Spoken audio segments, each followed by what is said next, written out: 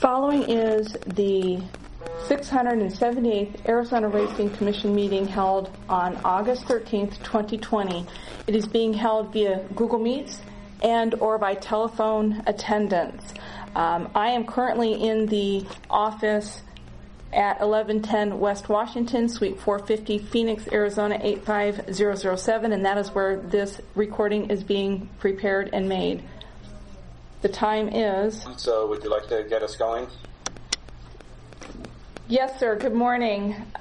This is the 678th regular Arizona Racing Commission meeting taking place via Google Meets and phone link for those that are calling in. I will go ahead and do a roll call. The time is 10:01 a.m. on August 13th, 2020. And I would ask that everybody please mute your devices, whether it's phone or your microphone on your device, so that we can run this meeting and unmute when you are called upon to speak. Thank you. Roll call. Commissioner Coolidge? Here. Present. Commissioner Garay? Present.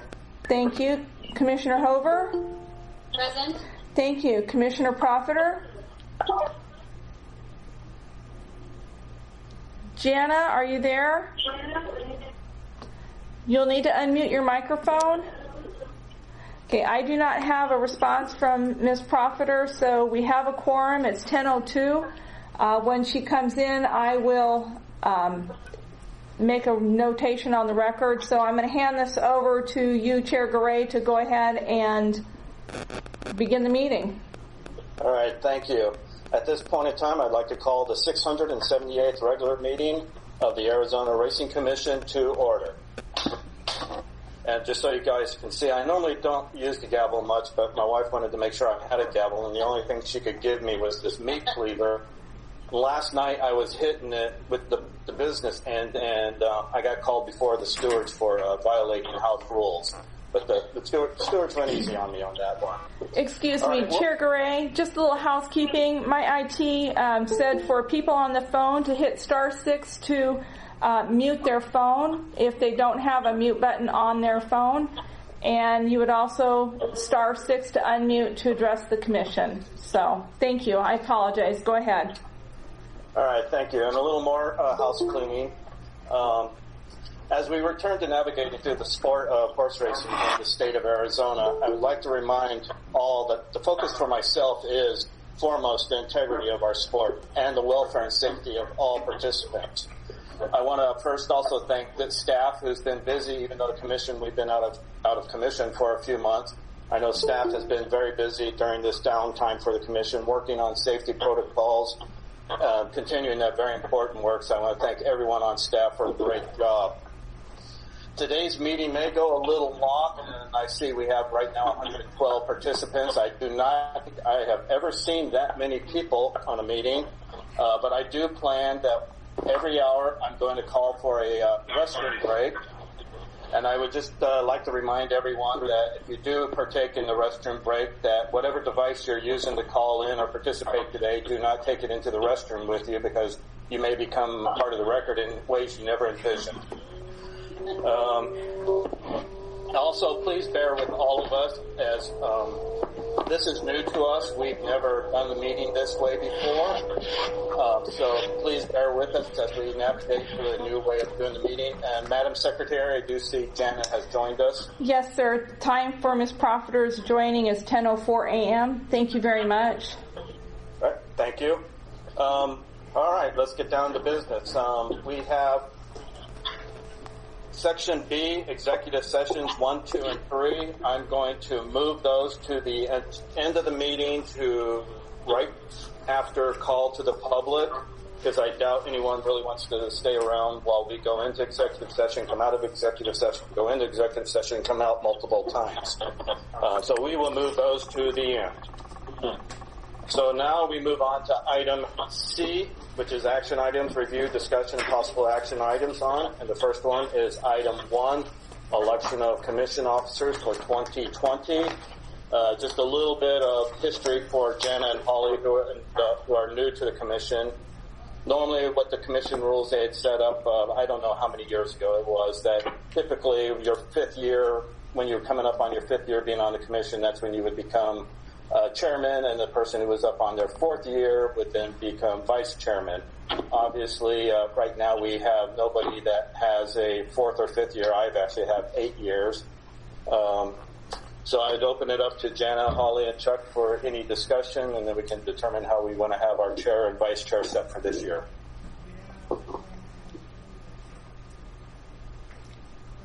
No discussion? Well, don't be afraid of me. We will need a motion if nothing else. So you can do a motion first and then discussion as well. So Right. it's your guys' choice. Can we do a motion for both at one time? No, I need separate motions for chair and vice chair. Sorry. Okay. Did I hear Chuck? Okay. All right. At this point in time, I'll make a motion to nominate myself as the chairman for 2020.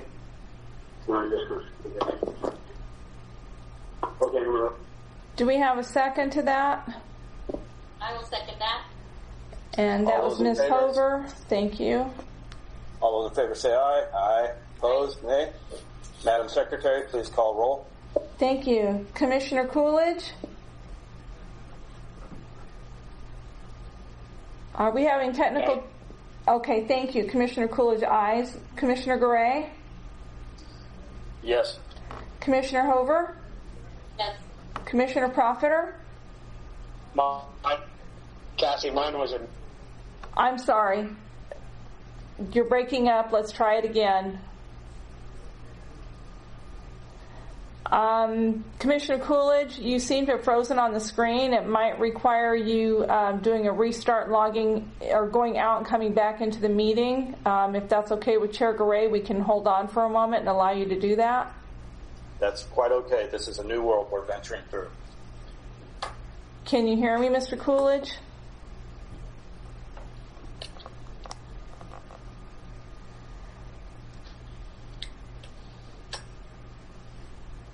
Commissioner Coolidge, is your phone muted or your microphone muted?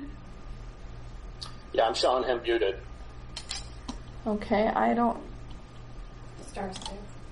Do a star sit. No, that's on the phone. I'm sorry. Oh.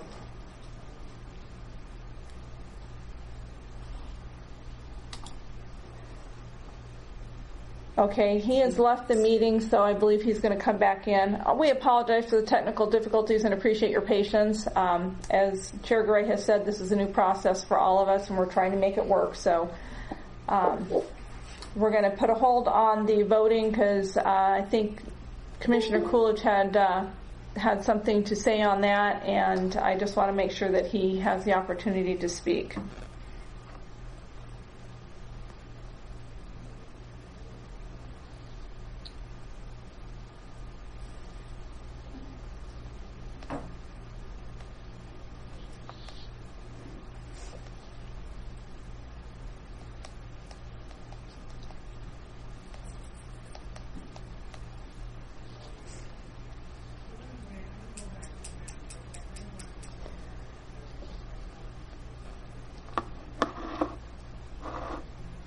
Okay, I understand that Commissioner Profiter is having a bit of difficulty as well with her reception on the hearing part of this. So a suggestion for those that are having that issue is to possibly go out and come back in and use your phone to speak and hear, because I do that quite often because I have a headset at home, and that makes me not have to be glued to the computer if I need to pick up a file or something. So that is an option with Google's, is to have it call you or you call in on your phone, and that will let you speak and to also hear. And I see that Ms. Profiter has left to try that option on her end. And do we know if, okay, Ms. Profiter has come back into the meeting at 9:45. Can you hear us, Ms. Profiter? I can hear you. Can you hear me? Yes, we can hear you. All right. Mr. Coolidge, are you back on? Yes, ma'am. I was a nay vote as well. Oh, okay. So let me go back and do the roll call now that everybody has resolved their technical difficulties. So the motion as it is on the floor is that Chair Garay has nominated to have himself be chair again of the commission for the next year, and Ms. Hover had seconded that. And if you would like, we can do a discussion now that everybody's on, or we can do a vote on it. How would you like to proceed, Mr. Garay? I'm going to hand that back over to you now. All right, thank you. So any discussion amongst the members?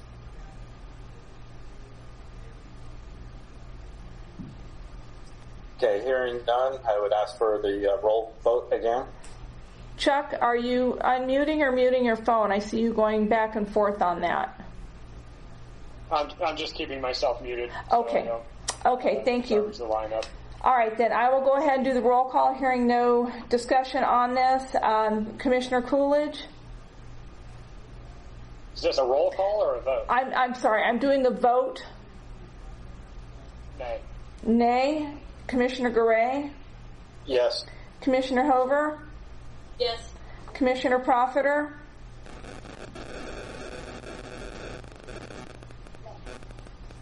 I'm sorry, Jana, were you yes or no? Yeah. Can you do me a thumbs up or a thumbs down?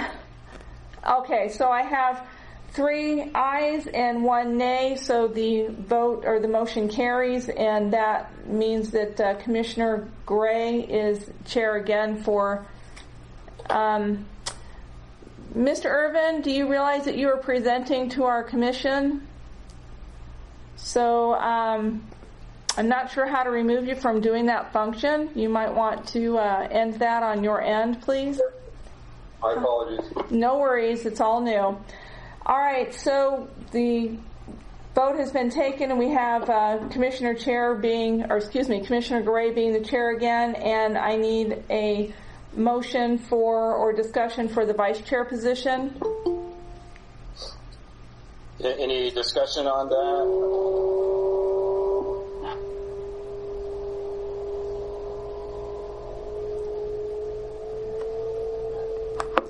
Hearing none, I would move to nominate Chuck Coolidge as the vice chair for 2020. Any discussion? I'll second. So Mr. Coolidge second that. Do we have any discussion? Right. Okay. Do you want me to call the vote, or you go ahead? You go ahead. At this point in time, could you please call for a roll vote? Thank you. Commissioner Coolidge? Yes. Commissioner Garay? Yes. Commissioner Hover? Yes. Commissioner Profiter? That was a yes. Thank you. I apologize. Okay, so that we have motion carries, and so the election of officers is complete. We have Commissioner Garay as our chair for the 2020 year, and Commissioner Coolidge as our vice chair for this year. All right, thank you. Moving on to action item C2, Ted Paradise request for live and dark day date changes for 2020 through 2021 season. I do have several people signed up to speak on regarding this issue, but I first wanted to see if staff had any presentation or information to give us. Commissioner Garay, this is Greg Stiles, if you can hear me. Yes. Turf Paradise has requested in August a start date. They moved to a start date. They originally had race dates on October 17th. That was the start of the 2021 season. They have petitioned the Racing Commission to now go to a November 1st start date, which would encompass a 121-day live season. And you'll see in your packet the specific dates that they're changing, not only the live dates, but the dark dates. And then they will have 242 days of dark days. So that is what is before you today. Okay. Is there any questions for staff from commissioners? Hearing none, as I mentioned. I believe that there are some people signed up to speak on this matter, sir. Yes, there are. I have, I'm counting 2, 4, 6 people, so I will go ahead and start calling on them. First up, Michael Napier, are you with us today? Yes, Mr. Chair. My name is Mike Napier. I represent the Arizona Horsemen's Benevolent Protective Association, and I'm here to speak to this issue on their behalf. I think I can be brief. Firstly, let me point out that the horsemen have reason to have doubts about the good faith, whether there's good faith in this request for racing days. We were told when we were... Could I just stop you right there? Today, I do not want to get into any issues that maybe the HBPA and Turf Paradise need to be taken to per their contract, and I know that there's disagreement on whether there's a contract or not, but I believe the contract does stipulate certain items needed to go to arbitration or mediation, so I do want to stay away from those type of items if possible. Well, as a preface to what I'm about to say, I think it's important for the Commission to know whether indeed there is a contract. And it's important for the Commission to know that there were 2 contracts, not simply one. There was one in January, which by its own terms extinguished. And there was another in March that still isn't intact, but it has nothing with regard to race days or anything of the sort. So I think that's very critical that the Commission be aware of those facts. The prior contract said if a track's unable to race or conduct a race meet for any reason, the contract will terminate. And that's what happened. And that was the contract that addressed race. So the point of all that is, right now, we don't have an agreement. And the track hasn't sought any agreement from the HBPA with regard to the number of race days that they're now seeking. That being the case, the Commission is bound by the Arizona law. And that Arizona statute requires that there be 156 days of racing unless there's an agreement between the HBPA, the representative organization for the horsemen, and the track. There is no such an agreement. By my view, then, absent a contract which self-executed its termination, the Commission has no latitude at the moment to make any determination to approve anything less than that. The track's obligated to seek our approval, our consent, to anything less than what the law requires. That's for starters. The track, when they abandoned racing back in March, they left a lot of horsemen on the backside, but there were some messages. One was, take your property with you. And for the first time ever, the track told the horsemen, get your colors, get your papers. They're also said now to be selling equipment that's critical and essential to conducting racing at the track. I think it's important that you realize, if not on your own behalf, realize for our sake, that is the horsemen's sake, even though certainly they would prefer to race and want to race, that this creates doubt. And we're hardly in a position to approve any kind of race days when in fact we may be stranded again, as we were in March. Horses and people with no place to go. We don't want that to happen again. So I'm here to say to you, with regard to the race days, that there is no agreement, that there's a statute that's very clear with regard to the requirements. And we would anticipate that the Commission, until there's agreement to that differs with that, to not approve the request from the track for lesser race days. We do not have a contract. It's plain English. It's very clear. That's the one in January. The one in March is intact, but it has nothing with regard to race days. It only addresses consents and not all the consents. For example, the Derby is not mentioned in that contract. Thank you. That's all I have. Thank you. I do have a question for you. When would you anticipate that there would be negotiations or, let's say, the mediation or arbitration taking place to determine the contract standings and what's the earliest we could expect that maybe you would have agreement with HVPA on race dates? I want to tell you that there's been concerted efforts to try to resolve not just this issue, but a myriad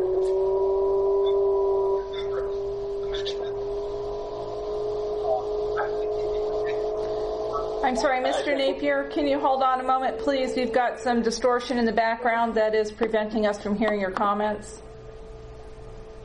I think we're good now. Thank you. Please. Thank you. Yeah, I can't give you a date. I can defer to my client who may speak to that. They're on with this Robert Hutt, president. Okay. As executive director, but I did say earlier, you may not have heard this, that we've made every effort, concerted effort, to try to work out some kind of agreement and have had no success at all. We've been aggressive in that respect. We've tried everything we can. It has led to nothing but frustration, and that includes race dates. We also, I mentioned in my letter for this agenda to the Racing Commission, that we want to be sure that if there is racing, that the Commission be sure that by law, again, state law, that the revenues are split 50-50. And we have to rely on you for that because history has shown that we cannot rely on the track to make the appropriate and proper split according to state law. Okay. All right, appreciate that. I now have Vince Francia signed up for this item. Vincent, you with us? Yes, Mr. Chairman, I'm here. Okay. It's your turn now. Okay, at this time, Mr. Chairman, Commissioners, Turf Paradise would like to withdraw this request concerning agenda item number 2 for race dates. The primary reason is the ongoing and prevailing challenge of the coronavirus. The purse money, which we've been accumulating for the Turf Paradise horsemen, will move towards the next meet. And that's all I have to say, Mr. Chairman. Okay. Madam Secretary, since they've asked to withdraw this, do we need to do a motion on this, or do we? No, sir, we can just table it. There was no motion, so there's no withdrawing anything, and if it's going to be put back on a future agenda, it can be tabled, and we'll bring it back up when asked to. Okay, so do we need to? This is Mike Napier. Can I comment on that briefly? Sure. Yes. Yeah, simply this. Obviously, that makes everything that I said moot. That's a declaration very clearly that there's no intention to race next season like Turf Paradise. Thank you. Thank you. All right, so we don't need to do a motion to table it. We just move on. Nope. We just say it's tabled until future agenda and move on to your next item. All right, our next item is... May I speak? Is it Mr. Sims? Yes, Mr. Sims, you can go speak. Yes, thank you. I'd like to give the horsemen as much notice as possible and not wait for another meeting. We are not going to run our meet this next meet because of the coronavirus. So I would like to give them notice of that now. As Mr. Mayor said, we are not going to take on that liability. All right. Thank you, Mr. Sims. Just please note for the horsemen that there will be no running of the season this year at Turf Paradise due to the COVID-19 issues. All right, moving on to I'm sorry, but there are some other people on this list that were asking to speak regarding this. I have Ms. Fales, Molly Pearson, Carrie Ferguson, and a Vicki Burnham. Do they still want to speak? So we'll go. I would say just call them and give them the opportunity to do *6 to unmute their phone to present their comments and remind them of the time limit. Okay. Carolyn Fales, are you with us? And *6, I believe you're on the phone. And please keep it under 3 minutes.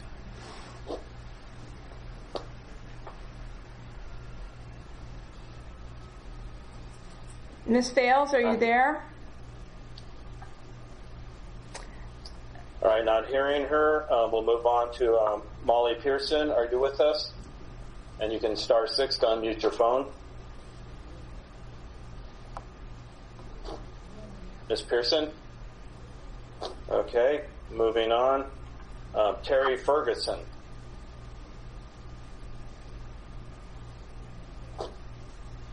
All right. Okay.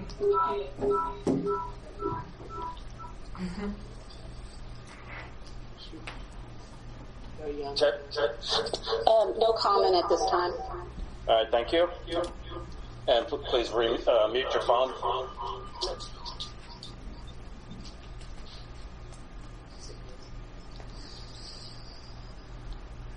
Okay. Vicki Burnham.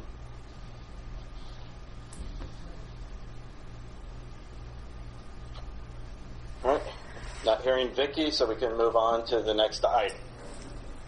Next item was C3, Industrial Laboratory Testing Reports. This was an item I had asked Mr. to be put Garay, on.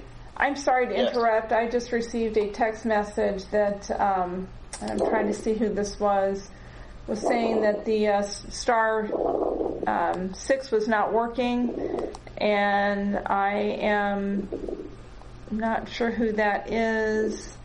That's Carrie Fowles, Caroline Fowles. She's saying that the Star 6 is not working. I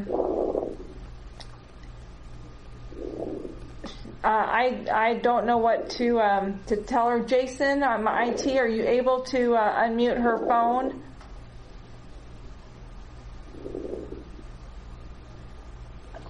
Actually, Miss Fowles, I believe your phone is unmuted right now.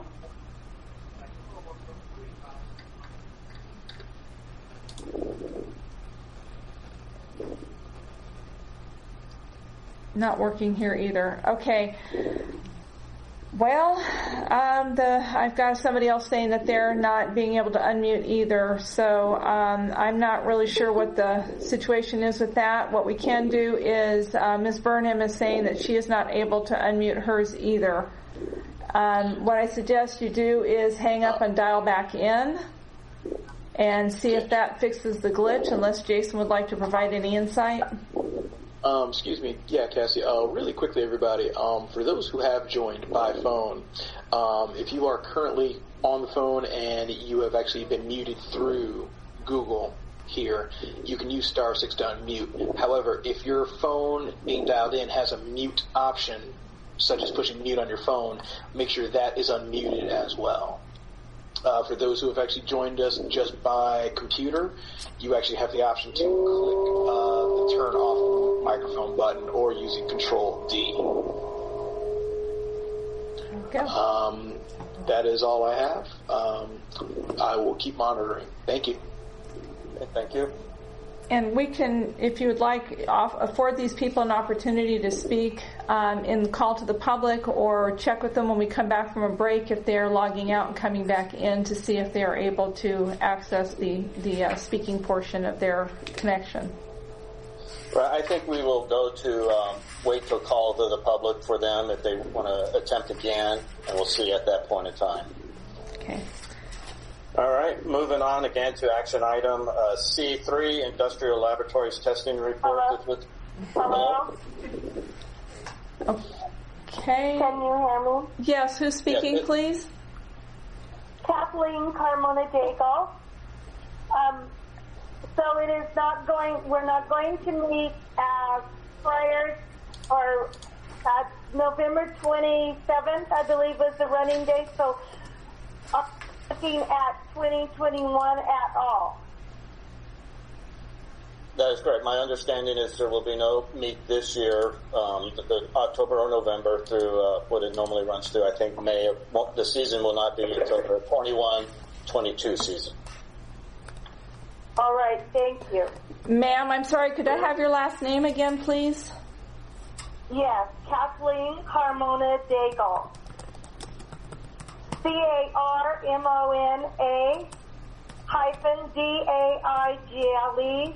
I'm a longtime family member of Racing Family, of the Conley family, Richard W. Conley, and we would really like, after the pandemic, to have some meetings to show us that we have the opportunity to continue having our livelihood, and respectfully so, you know, on everything. This has been very difficult on all of us, but We do want our racing to stay alive in Arizona. Thank you. I appreciate your patience with me. Thank you. Thank you. All right. Moving on now again to action item C3, industrial laboratory testing reports. This was an item I had asked to be put on the agenda because I forget. I think there was last year there was some testing that was, there were some complaints on how long it was taking to get back. So I think, Greg, you do have an update for us on this? Yeah. Did we? Yes, Commissioner DeRay and members of the Commission. This was an issue that was put on back in January when, over the holidays, we had an unexpected delay of releasing FIRST money due to a couple things. Number one, we normally have a 5-day work week where we ship out twice a week, and that is the test samples for the races. We ship on Monday and Wednesday. This year, as you well know, in 2019, Christmas and New Year's Day fell on a Wednesday. Typically with industrial, what we have is a 5-day turnaround time. And it's important to note that the day they receive the samples doesn't count for that turnaround time. So you look at the pattern there, and I gave you just a real sample of when the samples were shipped versus when we got the results back and when the first release was back. I'll tell you, our staff, especially the stewards, are very cognizant and are aware that the faster they can get FIRST money out to the horsemen, the better. So typically when they get the results, they will go ahead and release those on the day they receive. Do this as a minor blip over the last 2 weeks of December and the 2 weeks of January. Industrial Labs is a very positive company. They will work with us. So what I have done with them, if I talk to them as well as staff, and my staff is anxious to get this resolved and has resolved it, because in February and March of this year, until this racing stopped, I do believe that Industrial honored those 5 days turnaround time. Again, the day they receive the sample does not count as a day, and weekends don't count. So if they receive a sample on a Thursday, that first day is Friday, don't count Saturday and Sunday, they would be Monday. So a couple things we can do going forward. I more shipping containers, because that was why there was a delay in the shipping container and the cost. We can also explore, once racing resumes, maybe a 3-day tournament.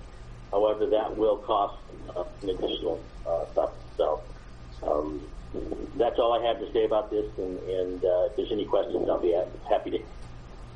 All right. Definitely thanks, Greg, for the effort you put into this and getting us the information. Any comments or discussion from the rest of the Commission? Nothing on Mark. Okay.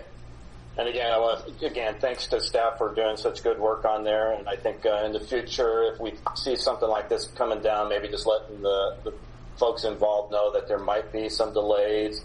But I think you guys got on top of it right away. Thank you again. All right, the next item for action items is item C4, Greyhound Live Bait Training. We do have a couple of people signed up for this. I also am, I want to have something to say about this. And I've got several papers here. It's large type, so I could read what I've written up regarding this issue. Those of you who may have been involved in attendance here at the Commission over 8 years ago when I was introduced as the new racing commissioner representing the Greyhounds may remember I mentioned that I can be quite a very quiet person, but have the capability to speak up and maybe get long-winded, as I am the son of a Baptist minister. At the end of July, a news story with videos circulated across the nation regarding the live lure training of greyhounds. Most, if not all of you with us today know that adopting ex-racing greyhounds as pets is something I have done for 27 years. Not only do I love the greyhounds, I have supported the sport and have been an active voice for the adoption effort as well as a national leader for the mission of assisting ex-racing greyhounds being placed into loving homes. While those basics have not changed, many of you in the electronic conference room today have known that over the last 8 years, as part of the commission, I'm a supporter of ensuring the safety of all participants in the sport of horse and greyhound racing. I'm a firm believer and enforcer of playing by the rules. While I do not personally believe greyhound racing will be able to overcome the accusations of the past few weeks, as I personally see this as a huge ethical problem for greyhound racing, I do believe those of you in horse racing can learn a lesson. I would like to take a few moments to share my thoughts. While my fellow commissioners and I, as well as others here today, have taken an oath to uphold the laws and ensure the protections of the public and all participants, each and every one of us in the sport has a duty to abide by the laws, statutes, and house rules. Each one of us has a duty to uphold the sports with the greatest of loyalty and care. Each one of us has a duty to treat each other with respect and treat the animals involved with the greatest of care. Doing so shows the public that while each of us is human and capable of sin, our duty of care and loyalty creates an environment that our actions and conduct are pure, professional, and law-abiding, and as such, the public perception of our sport is greatly increased. Personally, I'm appalled at the evidence that has shown a number of greyhound racing participants actively involved in live lure baiting with jackrabbits, which is also termed as jacking. Many have asked me to speak up over the last couple of weeks. However, I remain silent as I struggle to come up with words to express my feelings. My feelings do not matter. I can say I do not struggle with the enforcement of the rules, laws, statutes, and house rules. While this body does not have any jurisdiction in the current situation, I do believe we have a right to question the signals imported into our state and demand that the greyhounds and racing participants abide by the rules so that those signals are fair. If we fail to address this issue, are we protecting the Arizona public as best we can regarding this situation? As a commissioner, as someone who has been a leader in greyhound adoption, as a person who has supported responsible racing, and as one who has had many adopted ex-racing greyhounds at home, I personally encourage the National Greyhound Association to stop sidestepping this infraction. I encourage them to take bold and rightful actions. I encourage those with the authority to investigate to do so and bring the facts to light. Each of us can be tempted by the serpent to cheat, but do not let yourselves be tempted. Uphold our sports with the utmost respect for not only yourselves, but for your fellow owners, trainers, jockeys, and other participants of the sport, and also the horses and the greyhounds involved who look to us for care and protection. I hope you all know I respect you and I will support you. If you violate the rules, the respect and love for all living beings that the foundations that my father, Reverend Gorey, taught me as a child will not cease. But as my mother often had to say to my young self, you have broken the rules of this house and you know the consequences. Violating the rules leads to consequences. Cheating harms not just the cheater, it brings great harm to the collective sport, participants, and animals involved, and it harms the future. Cheating, violating of the rules, beating the system, call it what you like. In the end, it will do nothing but bring about the demise of our sports. Call it what you want. Willfully violating the rules is not responsible racing. And with that, I end my sermon. We do have a couple of people signed up to speak on this item. Now I just got to find there it is. First, before then, any comments from my fellow commissioners? Only comment I have, Rory, is thanks for taking the time to put that together and give us the background on it. You know, all of us are concerned about what you bring up and looking forward to the other comments. All right, thank you. First person signed up for item C4, Carrie Thiel from Grade 2K USA. Are you there with us today?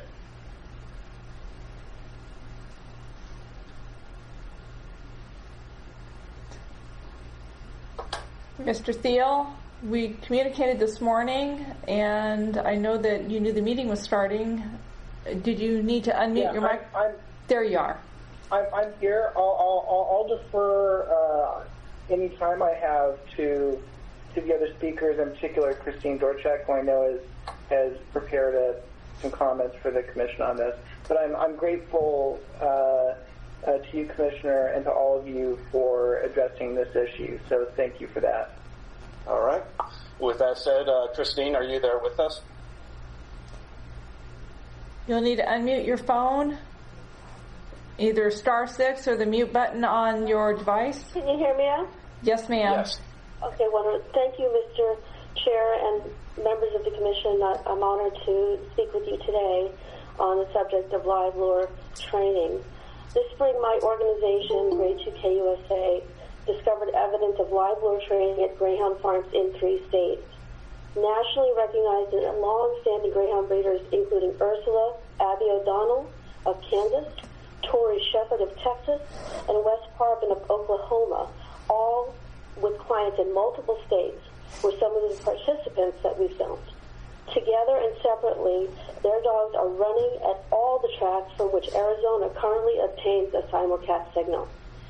Live lure training, as Mr. Chairman explained, is the use of small animals, commonly rabbits, to excite and enhance a chase instinct in young greyhounds. Screaming animals are dangled before the hounds, dragged in front of them on ropes, and set loose to be attacked. Many suffer cruel and miserable deaths, which we have caught in film. This questionable training technique is also referred to as live baiting or blooding or simply jacking. We documented 45 greyhounds killing dozens of rabbits in the state of Oklahoma over 2 days in March. 2 of the people involved are a deputy sheriff and his teenage daughter. The deputy sheriff was actually the chief of police of Toyota, which is the town where the finishing farm is located, and his business associates include a sitting judge in West Virginia. I mention this specific detail because I want to emphasize that live lure training has been an open secret, not only in the dog racing world, but also in law enforcement circles for many years. Steve Saris, who's the vice president of the National Greyhound Association and now heads the West Virginia Greyhound Breeders Association, co-owns at least 5 active racing dogs with Wes Parvin, who's another person we found live lure training in Oklahoma. Historically, the 2 have owned at least 36 registered dogs racing in multiple states. So this is a conspiracy of cruelty. It's not an isolated incident. In the second state, Texas, we documented live lure training on the Shepherd Farm in Elgin. Tori Michelle Shepherd is a third-generation greyhound breeder who is so celebrated that some of her clients have named their dogs after her and her grandmother. One of her associates is Byron J. Childs, a board member of the National Greyhound Association, and he has named one of his dogs Torrington. Of the 151 greyhounds bred by Tori Shepard and her family since 2017, 98 are owned by individuals in multiple states and racing in Arkansas, Florida, Iowa, Texas, and West Virginia. We captured dozens of greyhounds engaged in live lure training in late June and July at her farm. Excuse me, Ms. Dorchak, I'm sorry, but you're down on your time unless Mr. Garay would like to give you additional time to continue. She has the additional time. Okay. Carrie has gave that to her from okay. Sign up. Thank you. Appreciate it. Thank you. Finally, in Kansas, we documented Ursula Abby O'Donnell live baiting 9 greyhounds on her property in Abilene, just 2 miles away from NGA headquarters. It's truly worth noting that the word of our successful investigation had already reached the NGA, was widely known in the industry, and yet she still felt compelled to follow her normal schedule of blooding greyhounds. This shows the recalcitrance of the dog racing industry and underscores the need for immediate and definitive action. For instance, one of our findings, the Iowa Racing and Gaming Commission summarily suspended Ms. O'Donnell's license and the license of Wes Parvin of Oklahoma. Florida's DPR has also begun an investigation. So, speaking as a lawyer, live lure training is a violation of both federal and state anti-cruelty laws because it involves the wanton torture of helpless animals. For this reason, and because of the clear interstate network involved in the activities we have filmed, we have provided our documentation to both U.S. attorneys and to attorneys general, as well as to local authorities. Our files include a list of the dogs bred by the individuals caught live lure training, their racing owners, and track locations. Live baiting also runs afoul of the stated policy of the National Greyhound Association and conflicted with the rules of racing of most dog racing states because race fixing is implicated. In fact, it's something that this commission has acted on in the past, and I hope that you will choose to act again now. One of the few cases to ever reach the public eye was that of a local Greyhound breeder named Gregory Wood. He lost his state license in 2002 when investigators for the Arizona Racing Commission found 180 rabbits at his kennel. At this time, the Apache and Tucson license holders and OTB sites throughout the state are simulcasting races from all the tracks that are implicated in our live lore investigation, including Southlands in Arkansas, Derby Lane, Orange Park in Palm Beach in Florida, Dubuque in Iowa, and Wheeling and Tri-State in West Virginia. It's our strong recommendation and hope that you will suspend all signals until such time as it is clear that greyhounds that have been exposed to live lore training are no longer racing in these states. And that concludes my testimony. All right. Thank you. I just also want to again say, as somebody who's been involved, a supporter for a number of years, and for my fellow commissioners who may not know, I was appointed as the Greyhound person on this commission. It ticks me off to no end that for years I said they don't do this, and they told us they inspected the farms, they took care of it, and I just feel like I was lied to. With that said, if there's nothing else to be said by any of the commissioners, I will call upon Aaron. Are you with us? Yes, Mr. Chairman, can you hear me? Yes, we can. Okay, Mr. Chairman, members of the commission, thank you. With respect to the live lore training, Delaware North as a company takes the situation very seriously. We do not condone any of this action. We're doing everything in our power to investigate the allegations and take the appropriate actions. I'd like to offer a little bit of information how this is working with respect to the track in Arkansas. So the kennels are independent contractors. They lease those greyhounds from greyhound owners. These are not Delaware North employees. The Arkansas Racing Commission has jurisdiction over the kennels and the greyhound owners. The board of judges will hold hearings and investigate these allegations, and that the Arkansas Racing Commission will produce a summary statement along with rulings, fines, and suspensions. And of course, the Delaware North will abide by any findings that do stem from that investigation. I'm happy to answer any questions you may have. I have none, and I do want to thank Delaware North. I've worked with you guys for a long time, and I know you will stay on top of it. I guess since I'm the commissioner that deals with greyhounds or dealt with greyhounds, I would just like to instruct, if the rest of the commissioners would agree, that they keep on top of this and do look into it. And Greg, this is one of those reasons why over the last year, Greg Stiles and I have been talking about how I wanted to keep some greyhound rules on the books, because I do not want to ever end up with a case where we have somebody moves to Arizona, opens up a farm, starts doing this type of thing, knowing that they're not going to be inspected or looked after. So I would just like to encourage staff to take that into consideration and then look into what we may possibly be able to do. Mr. Chairman, if I may add, this is Aaron again. The hearings will approximately take 2 to 3 weeks to finish, and they'll have an investigative finding and summary. So if it's okay, I'm more than happy to provide a follow-up in a few weeks at the next meeting once we have some more information out of what's happening in Arkansas. Right. That would be great, and I would also still like to have staff look into what capabilities we do have regarding the signal or signals with dogs that are implicated in this type of thing. So, Greg, is that something you could take on and get back to us on?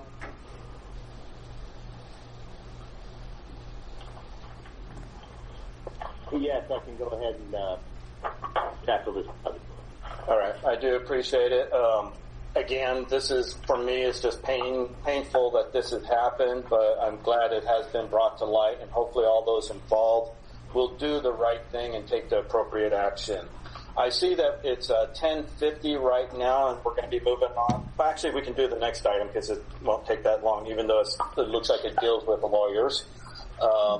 This next item is action item C5, Notice of Appeal to the Racing Commission of Directors June 29th, 2020 ruling deeming Ronald A. Sims license application to be incomplete. We did this last year because of all the lawsuits that are going on. What we do is all sides have agreed to, what's the proper wording here? I can't see it in here. To Mr. Chairman, this is Nathan Novak for Ron Sims, yes. If I may speak. It's a request to stay, that is to hold in abeyance the consideration of Ron's recent appeal. And I'm happy to go into detail or answer any questions if you have any, but like the chair just said, this was done in both 2017 and 2019.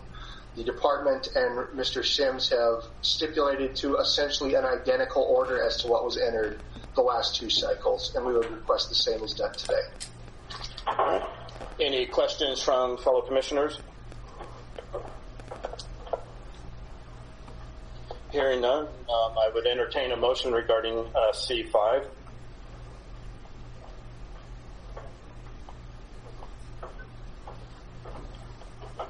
Okay, I move to grant this stay regarding the Notice of Appeal to Arizona Racing Commission of Directors June 29th, 2020 ruling deeming Ronald A. Sims license application to be incomplete. Second. Mr. Coolidge, you're seconding? Okay, Madam Secretary, can you please call roll for the vote? Thank you. Commissioner Coolidge? Yes. Commissioner Garay? Yes. Commissioner Hover? Yes. Commissioner Profiter? Yes, by thumbs up or down? Up? Okay, yes, thank you. So the commission has granted the stay on the decision on this matter until the court proceedings are resolved. And I will go ahead and get that document over to you for signature on behalf of the commission, Mr. Gray, and we'll get that over to you, Mr. Novak, then, okay? Thank you, Ms. Goodwin, and thank you, members of the commission. All right, you're welcome. Thank you. Okay, before, I see it's now 10:53, before moving on to item 6, which you can see has got a bunch of items, we will take a 10-minute break and return at in 10 minutes.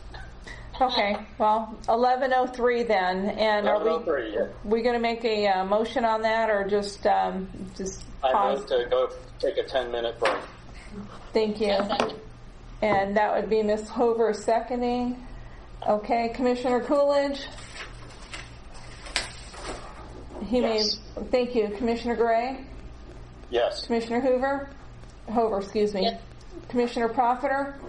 Okay, motion carries, and we're going to be out for a 10-minute break. Thank you. Thank you.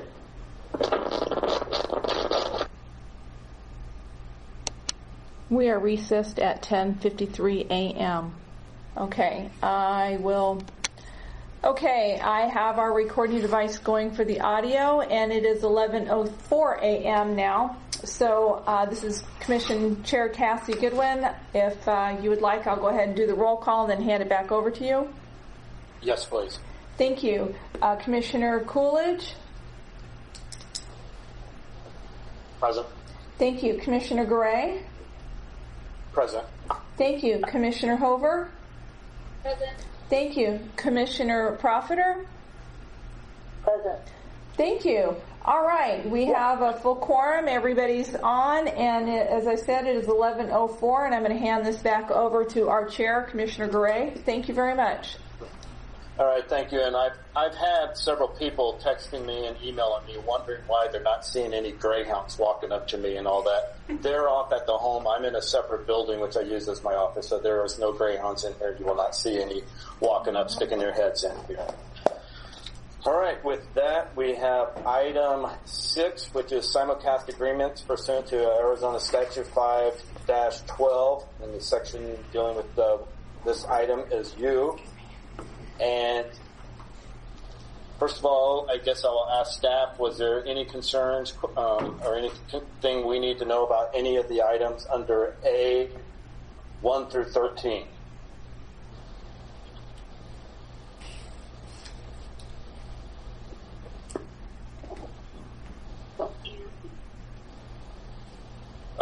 Greg, are you there? I'm holding the bakery right now. Yeah. Mr. Chair, as long as the other commissioners don't have any issues with any of the items, I would move that we don't line item them one by one, but address them as a whole and approve them as a whole. Right. I do believe we need to have discussion on each one, but then the motion could be for all of them at one time. So since I'm not hearing from Greg, we'll go with item 1, Racing Associates of Colorado LTD, doing business as Arapahoe Park. Greg's still in his office. From my review, it looks like all the requirements per the statute 5-112 are met. Does anyone else have questions, concerns on that?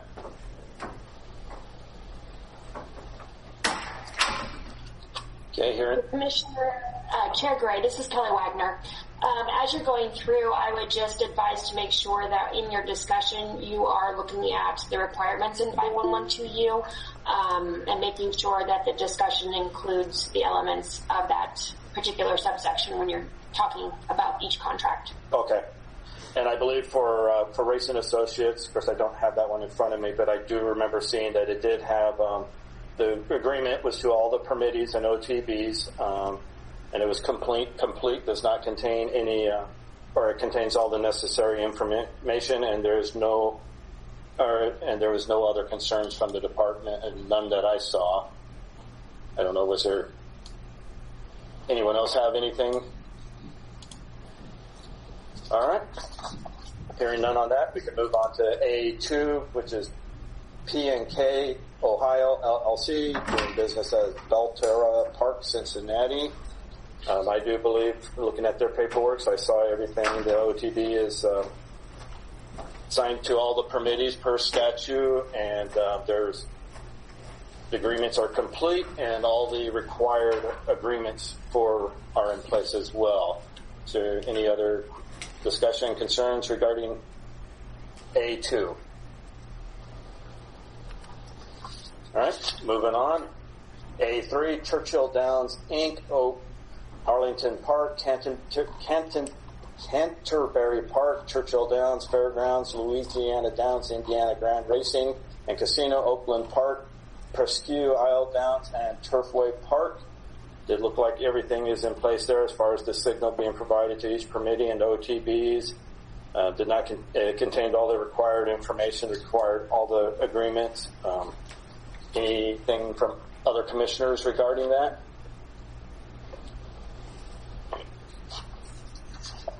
Hearing none, I'll move on to item A4, NYRA on behalf of Delaware Park, Colonial Park, Ellis Park Racecourse, Emerald Downs LLC, Fairmount Park Inc., TMB Racing LLC, doing business as Grants Pass, Kentucky Downs LLC, Global Gaming, LSP LLC, doing business as Lone Star Park, and Jack Thistledown Racino LLC.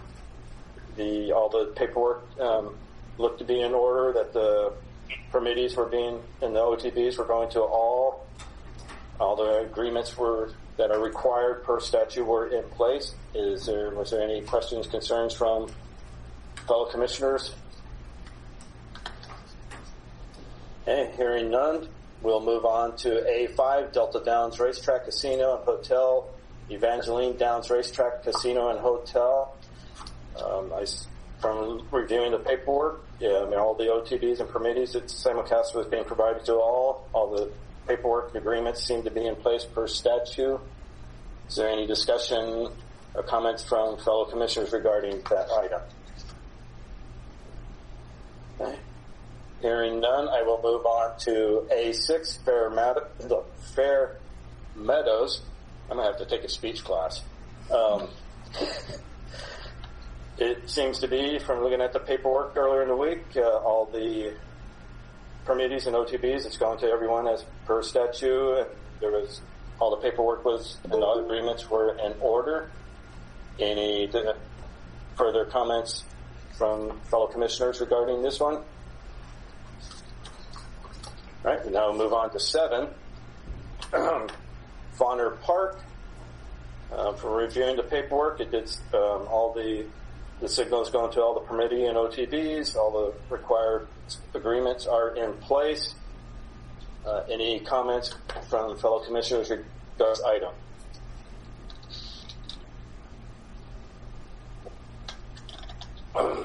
Excuse me. Now we'll move on to A8 Keelan Association, Inc. All the paperwork shows that it was there for the necessary agreements and the signals being provided to all the OTBs and permittees. Any further discussion from fellow commissioners regarding this issue? All right. Next item would be A9, All-American Reduso. Hopefully I'm not butchering that wrong. Downs.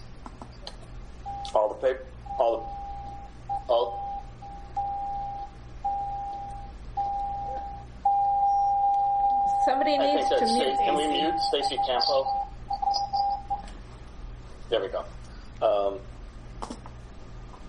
Which one? I was on Fauner Park, correct? Yeah. Okay. All the paperwork did seem to be in order with all the necessary agreements and requirements for the signal being sent to OTBs and permittees. Any further discussion, comments from fellow commissioners regarding that item? That's right. So the next one would be A10, Will Rogers Downs, LLC. All paperwork that seemed to have in place all the required agreements and as per statute being provided to the permittees and OTBs. Any further discussion by fellow commissioners regarding that item? Mm-hmm. Hearing none, we'll move on to item A10, Will Rogers Downs, LLC. All paperwork has the agreements in place, and regarding permittees, OTBs, the signal seems to be all in place, in order. Is there any discussion amongst fellow commissioners regarding Will Rogers Downs, LLC? Hearing none, we'll move on to Finger Lakes Racing Association. All the paperwork shows the necessary agreements in order, and the simulcast signal is being provided to each permittee and its OTBs. Is there any further discussion by my fellow commissioners?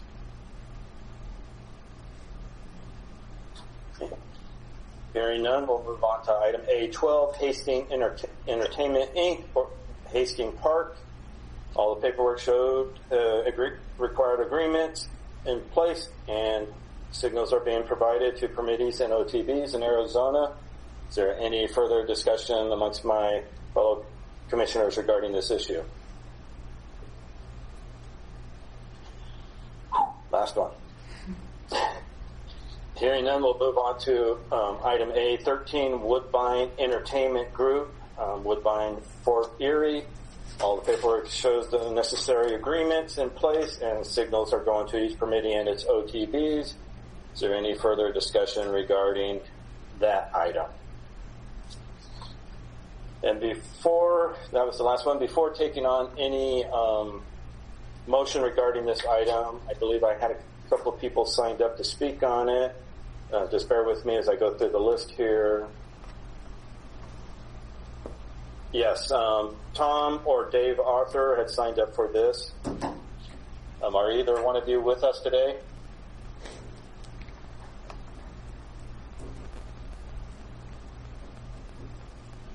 Tom, David, you there? I am here, but I was not anticipating speaking on this issue. No, Tom Arthur, or the Arthur brothers from Arizona down. Yeah.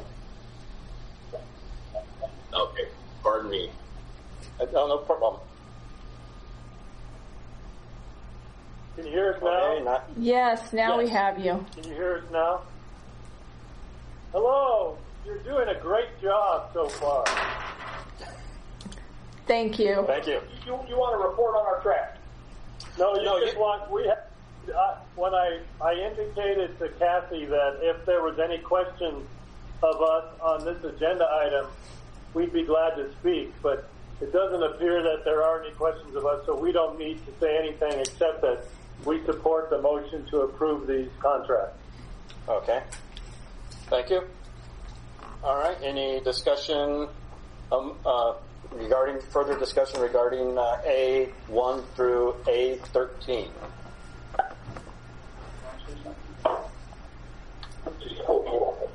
Who is that, please? Identify yourself.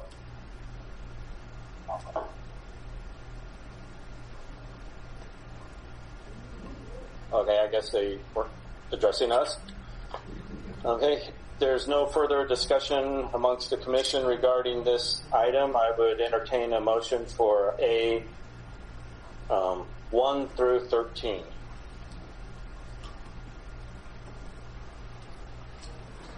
At this point in time, and Kelly, you'll have to tell me if I do this correctly or not, I move to approve item A, Arizona Downs, items 1 through 13, as they meet all the requirements per statute 5-112.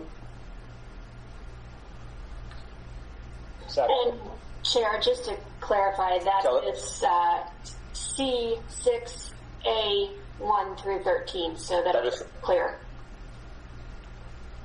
That is correct. My motion was for C, simulcast agreements pursuant to the statute A1 through 13. And we had a second, I think it was Commissioner Coolidge. So, Madam Secretary, could you please take roll on this item? Thank you. Commissioner Coolidge? Yes. Commissioner Garay? Yes. Commissioner Hover? Yes. Commissioner Profiter? Yes. Thank you. That motion passes, and I will turn this back over to Chair Garay. Thank you. Okay. And just give me a moment. I'm seeing if anyone signed up for 6B.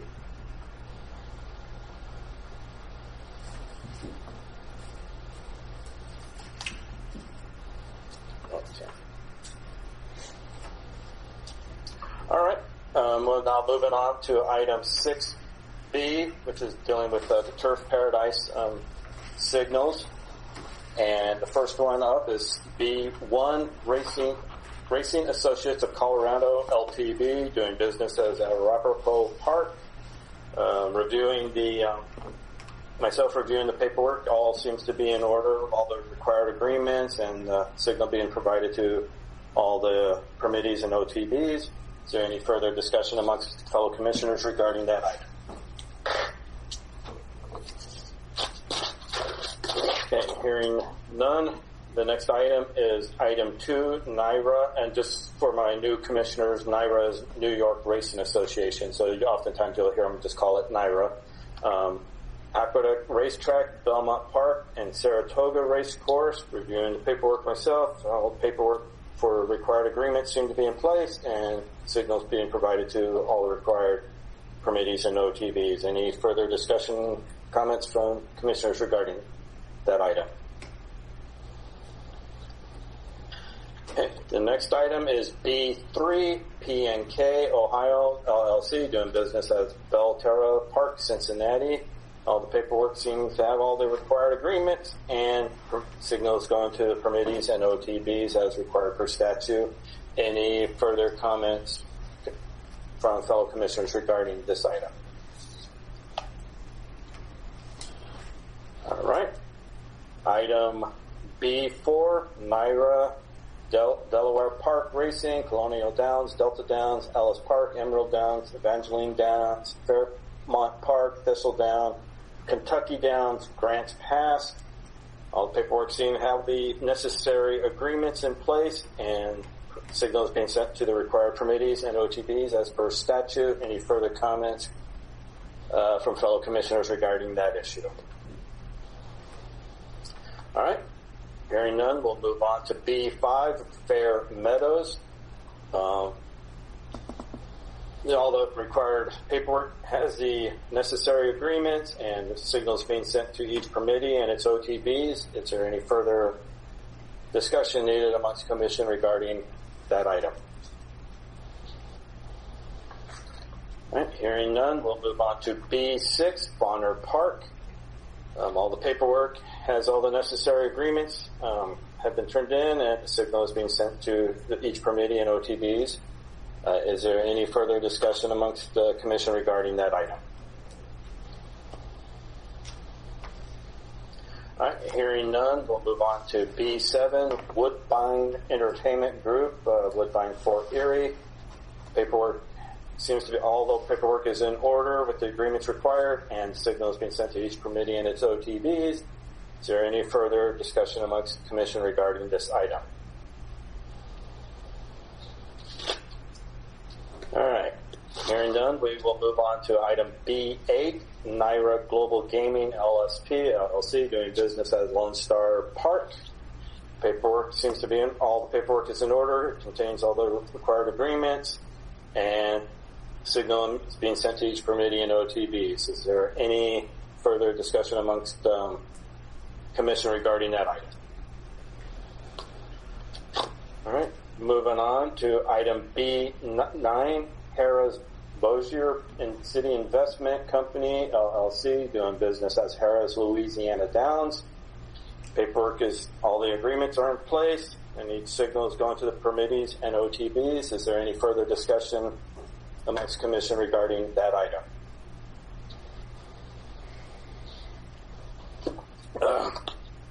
Hearing none, we will move on to item B10, which is Mountaineer Park, Inc. Paperwork is in order with all the required agreements, and signal has been going to all the required committees and OTBs. Is there any further discussion amongst the commission regarding that item? Okay. Hearing none, we will move on to item B11, Prairie Meadows.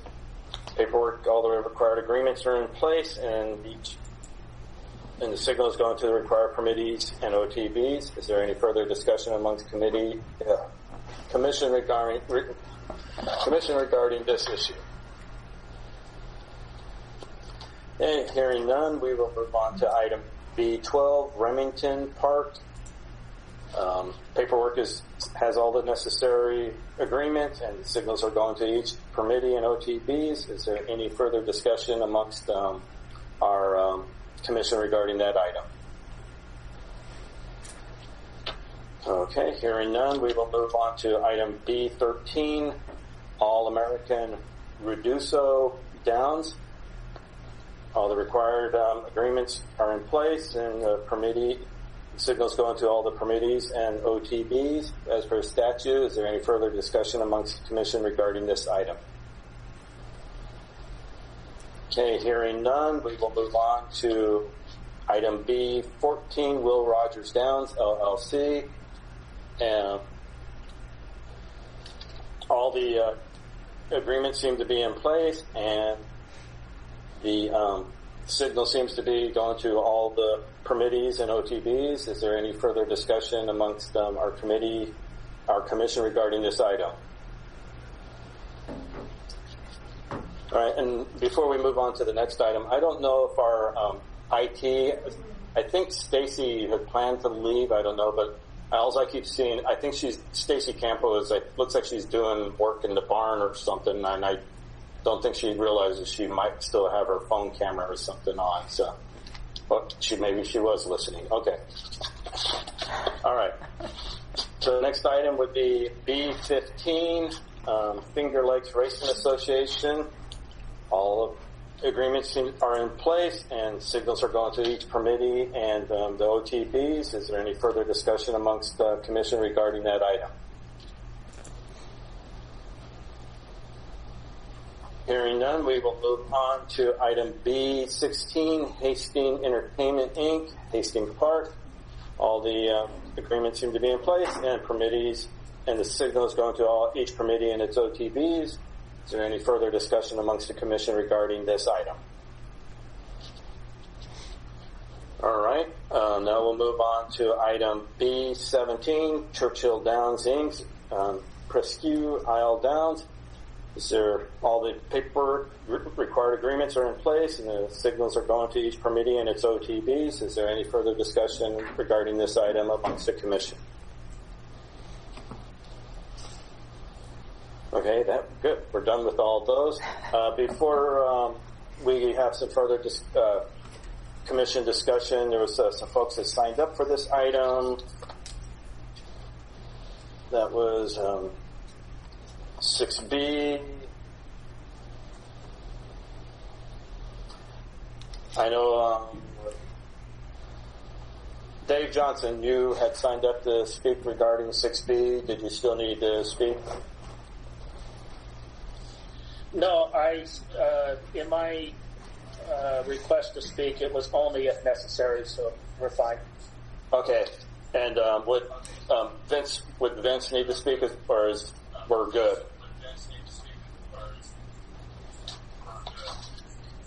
Okay.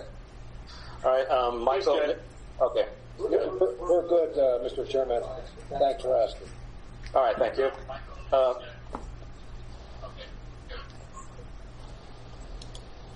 Mr. Johnson, can you please mute your microphone?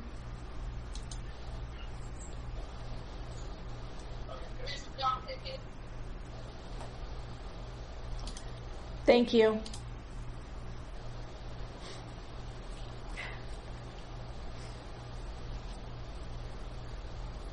Mr. Napier, you had signed up for this item. Did you need to speak towards it? Mr. Chair, I believe I was signed up for the next volley of consents. He's all cleaned up there. Okay. He's yep, all you're cleaned right. up there. Do apologize. This is all new for us too. All right. Just double check.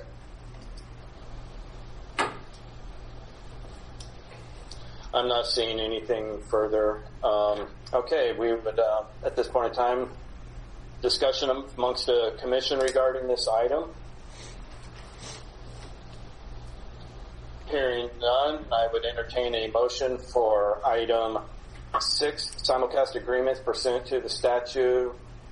Item B, Turf Paradise, items 1 through 17.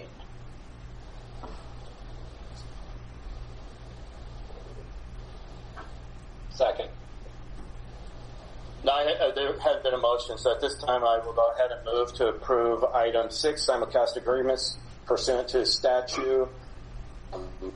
B, Turf Paradise, items 1 through 17.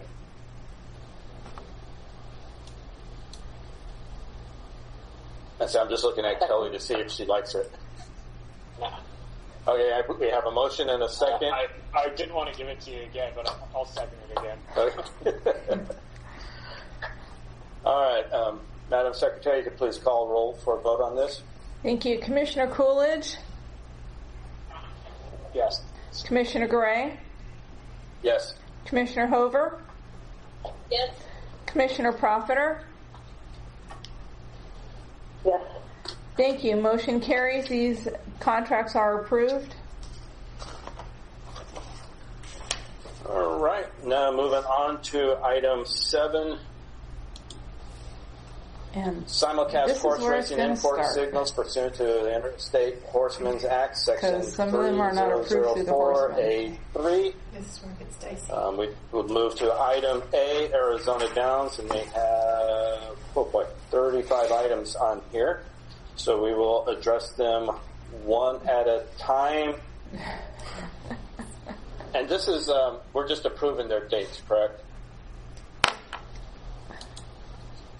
That is my understanding. All right. Okay, the first item is A, Arizona Downs 1, Aparo Downs 6/8/2020 through 8/26/2020. Is there any discussion or anything on that? Now, Kelly, can we approve these as a bulk again, or do we have to approve each one since they're separate dates? No, they can be approved bulk. I think in discussing with Greg on this. Some of those dates may be subject to change because of the coronavirus. They may be pushing their dates out. So the dates were put on to provide clarity for which signals were being put before the commission. Okay. All right. Thank you. Is there any discussion on item A1, Arapahoe Downs and its date? Okay, hearing none, we'll move on to item 2, Belmont Park, 6/3/2020 through 7/12/2020. Is there any discussion amongst fellow commissioners regarding this signal? Okay, hearing none, we'll move on to Belterra Park. Its dates are 6/4/2020 through 10/9/2020. Is there any concerns or discussion amongst the commission regarding these dates? Hearing none, we'll move on to A4, Canterbury Park, 6/10/2020 through 9/16/2020. Is there any discussion or amongst the commission regarding these dates and this park? Hearing none, we will move on to item A5, Delaware Park. Its dates are 6/17/2020 through 10/17/2020. Any discussion amongst the commission regarding these dates for this park? Hearing none, we'll move on to item A6, Ellis Park, 7/2/2020 through 8/30/2020. Is there any discussion amongst the commission regarding this item? Okay, we'll move on to item A7, Emerald Downs, 7/1/2020 through 10/to-be-determined/2020. That was one of those COVID-19 dates. Is there any discussion amongst the commission regarding that? And I can just say I fully understand with the current situation that they couldn't put in an exact date there. So no problem there on my part. Hearing none further discussion, we'll move on to item A8, Evangeline Downs, 6/5/2020 through 8/29/2020. Any discussion amongst the commission regarding this issue, this simulcast? Hearing none, we'll move on to A9, Fair Meadows, 6/4/2020 through 7/25/2020. Is there any discussion amongst the commission regarding these dates as requested? Hearing none, we will move on to item Fairmont Park, 6/9/2020 through 9/7/2020. Is there any discussion amongst the commission regarding those dates? Hearing none, we'll move on to item A11, Vonner Park, 2/21/2020 through 5/27/2020. Any discussion amongst the commission regarding those dates? Okay, hearing none, we'll move on to item A12, Fort Erie, 6/2/2020 through 10/13/2020. Any discussion amongst the commission regarding those requested dates? Hearing none, we'll move on to item A13, Grants Pass, 6/16/2020 through 7/12/2020. Any discussion amongst the commission regarding these requested dates? Hearing none, we'll move on to item A14, Lone Star Park, 5/22/2020 through 8/12/2020. Any discussion amongst the commission regarding these requested dates? Hearing none, we'll move on to item A15, Louisiana Downs, 6/6/2020 through 9/23/2020. Is there any discussion amongst the commission regarding these dates? Okay. Hearing none, we'll move on to item A16, Indiana Grand, 6/15/2020 through 11/18/2020. Is there any discussion amongst the commission regarding these dates? Hearing none, we will move on to item A17, Rentama Park, 7/3/2020 through 8/29/2020.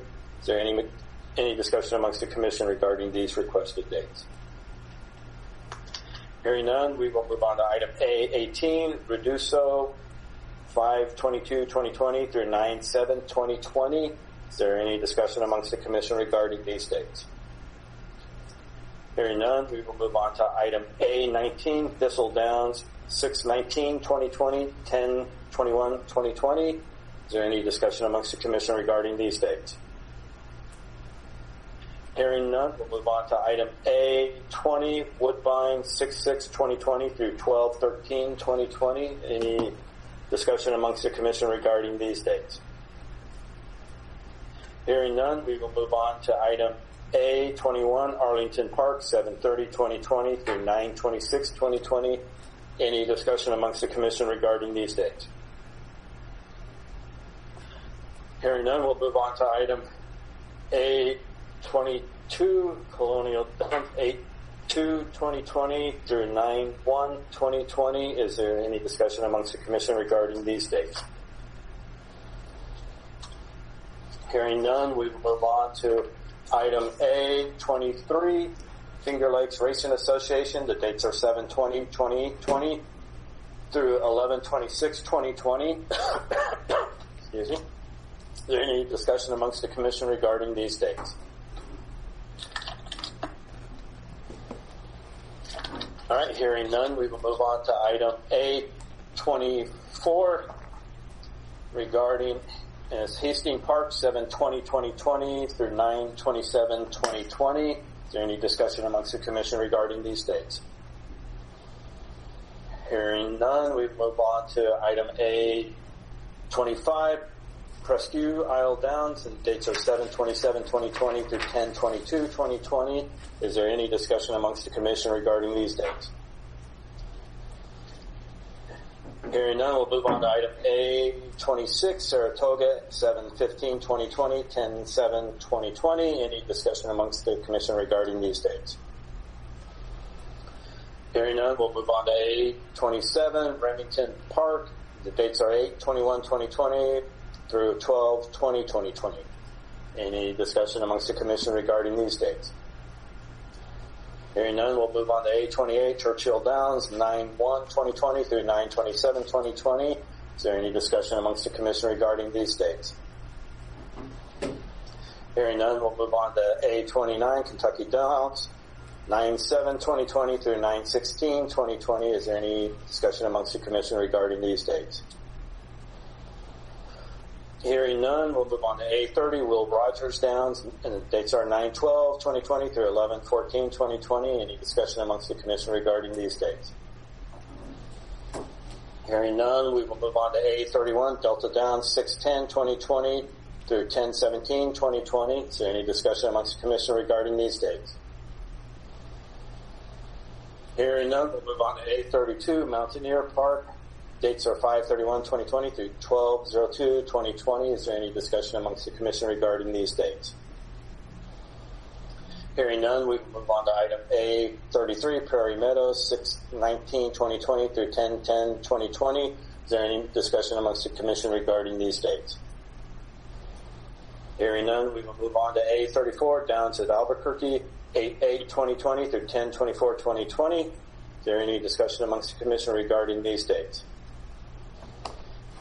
Hearing none, we will move to A35, Assiniboia Downs. Dates are 5/25/2020 through 9/15/2020. Is there any discussion amongst the commission regarding these dates? Hearing none, we will move on to... Oh, that was it. That's it. Mm-hmm. All right. Let's see if there were some folks signed up for this item. This was 7A. So that's not catching anything.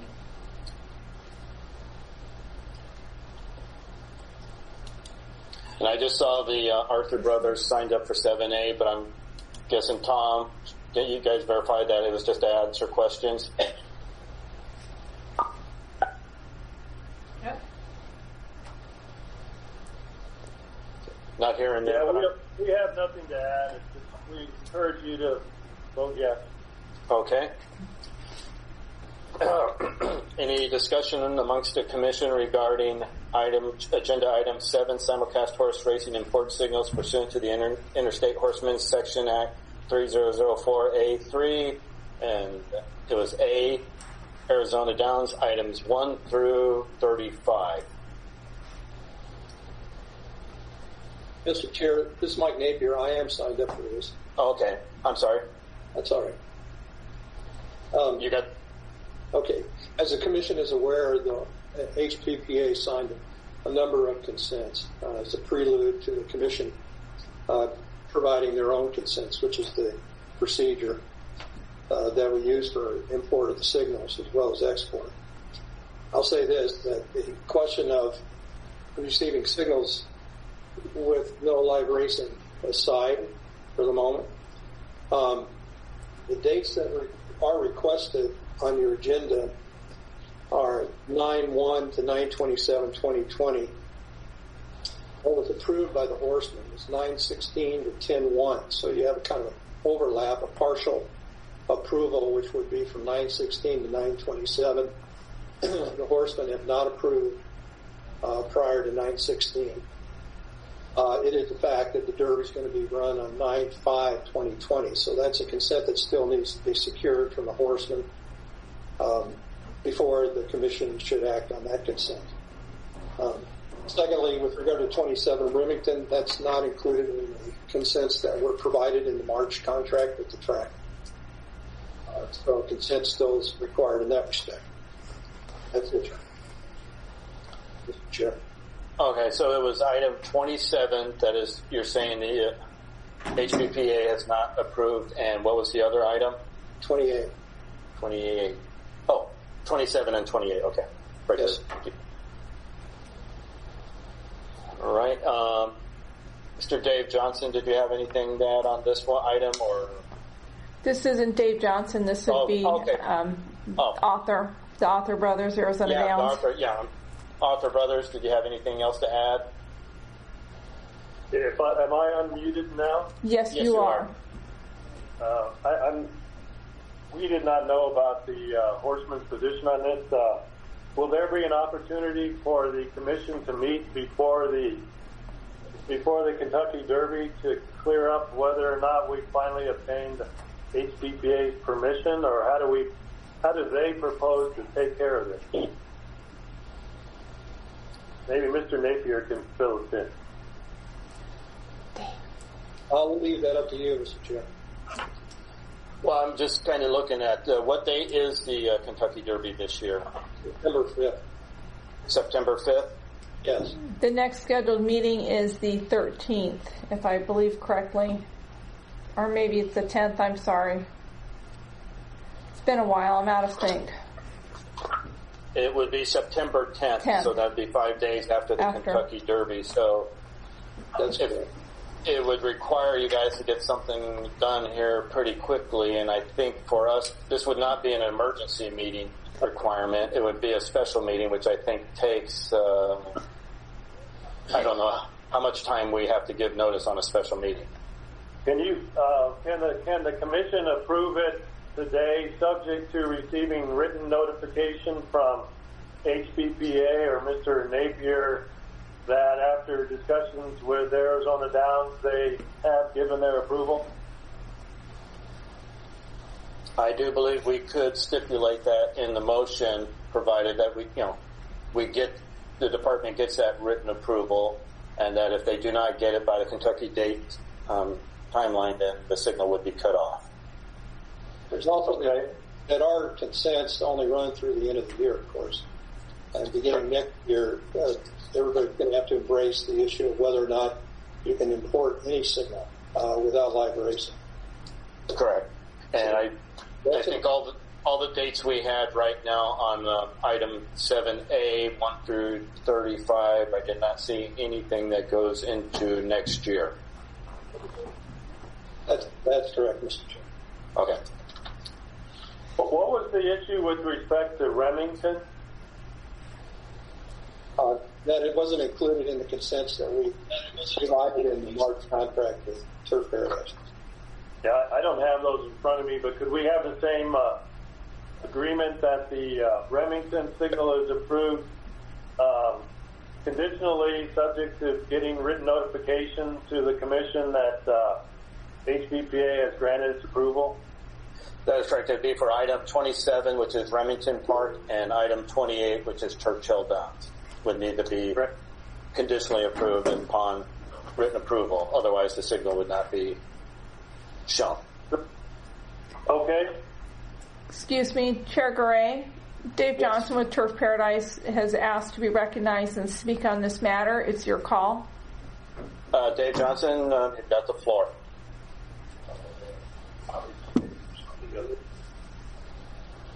Is it okay to speak on this item? Yes, it is. Okay, thank you.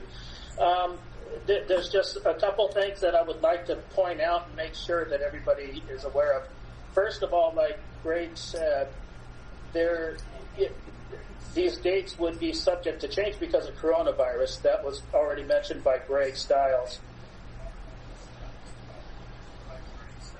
Secondly, while it was brought up that we weren't approved to take the Kentucky Derby, and I'm assuming that the approvals are the same for Arizona Downs as well, that's why this item is being brought up. The Churchill Downs meet that offers the Kentucky Derby was approved. So the date for the Kentucky Derby was originally approved by the HBPA. That date just got moved because of coronavirus to a later date to begin before, as part of the fall meet, the Churchill Downs fall meet. So that meet is approved. That's what the original fall meet was. The original fall meet was September 16th or September 14th through October 1st. That meet was approved. The dates were adjusted because of the coronavirus, but I mean the approvals were in place. The approvals to take the Kentucky Derby were in place. They are in place. It's just you've got a technicality because of the coronavirus that this date just happened to be moved.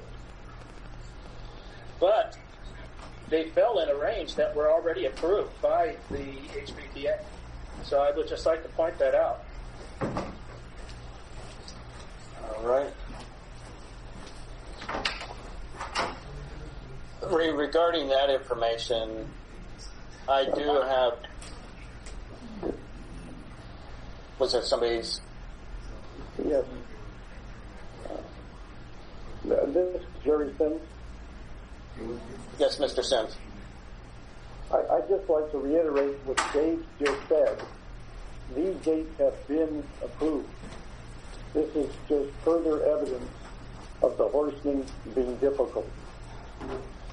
This is similar to them sending a letter on March 11th to the director to withdraw their consent for all the Monarch Signal, which was 60% of our out-of-state revenue.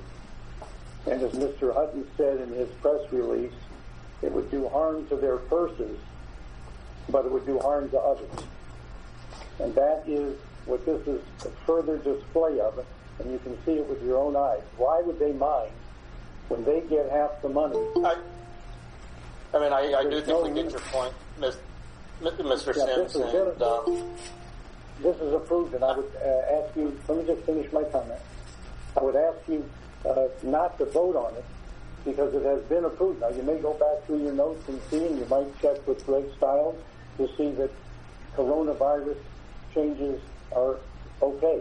They're the same. They're just being changed to the coronavirus. Those were his comments. So I think you need to go through that before you think about a vote. It's already been approved. Thank you. Right. Thank you. Greg, can you confirm that we had approved the Remington Park and Churchill Downs with previous dates?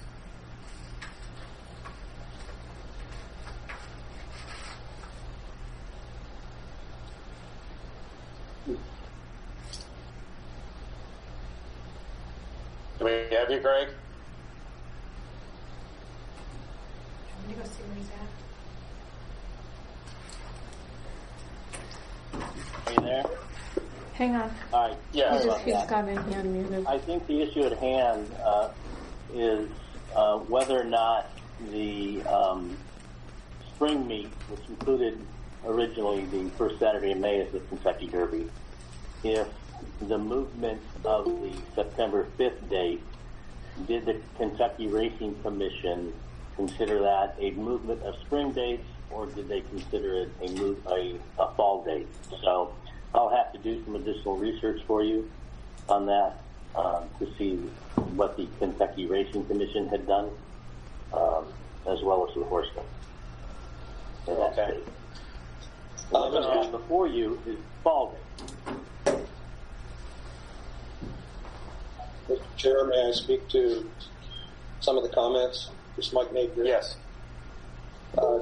First of all, to accept the position of the track that approval of any dates includes all of September, you'd have to rewrite the contract. It doesn't, and that's just how it is. Secondly,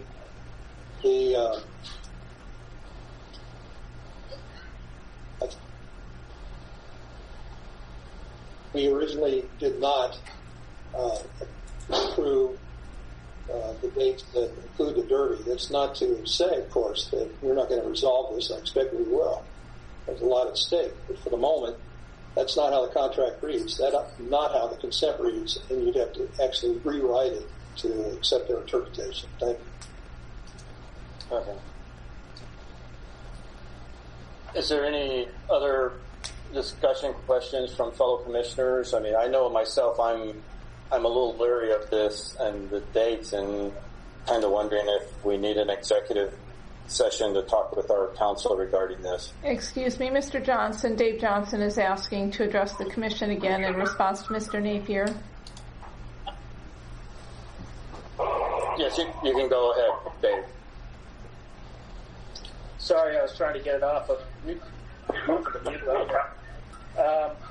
I just want to point out that Mr. Napier is incorrect.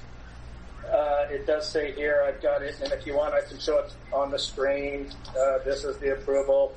It says Churchill Downs, April 25th, 2020 through June 27th, 2020. That was the Kentucky Derby Spring meet. I never said otherwise. I said September 5th was not in the consent. All right, gentlemen.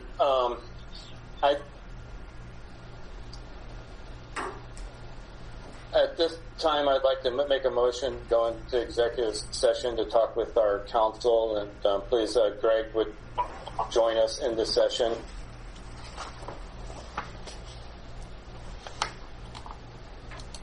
Do I have a second on that motion? I second that.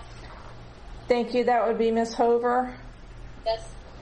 Thank you. I'll do the roll call on the vote. Madam Secretary, please call roll. Thank you. Commissioner Coolidge?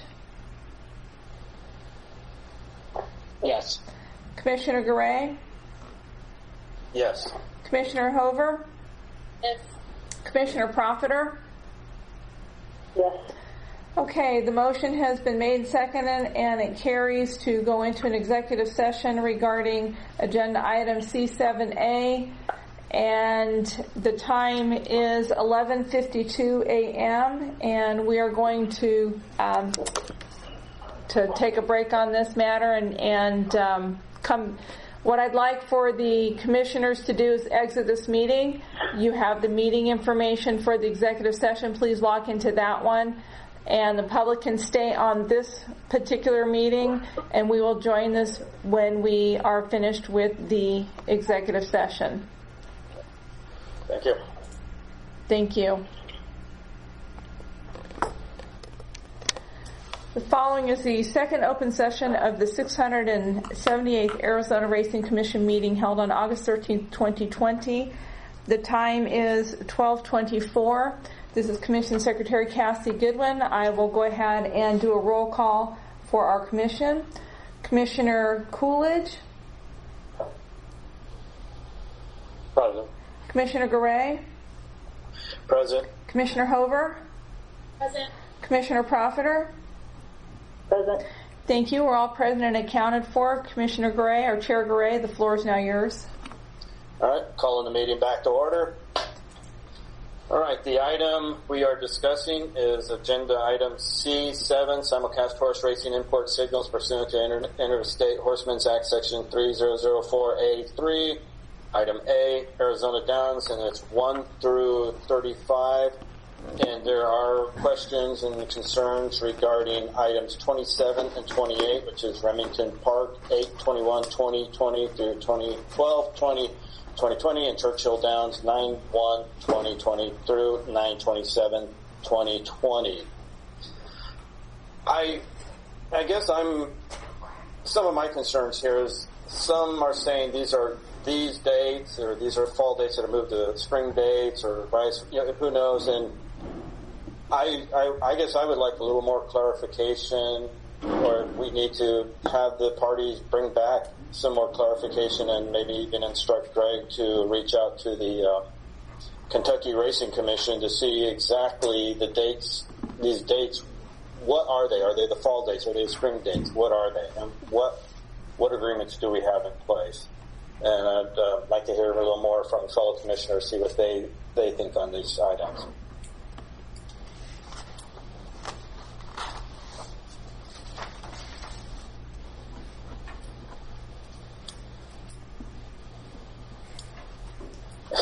Don't make me do all the talking.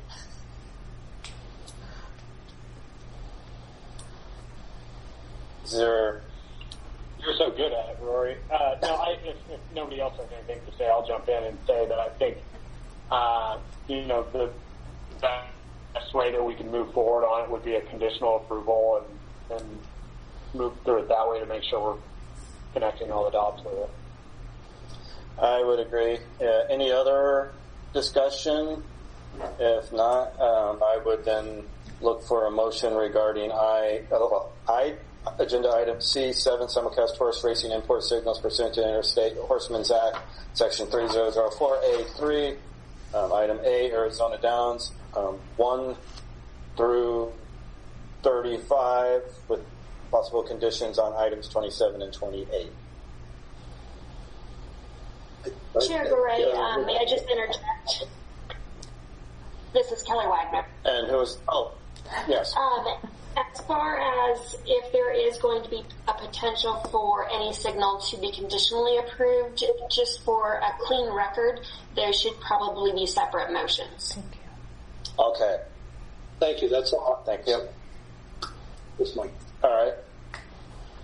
Okay. Any further discussion? Hearing none, I move to approve Agenda Item C7, simulcast horse racing import signals pursuant to Interstate Horsemen's Act, Section 3004A3, Item A, Arizona Downs, 1 through 26, and items 29 through 35.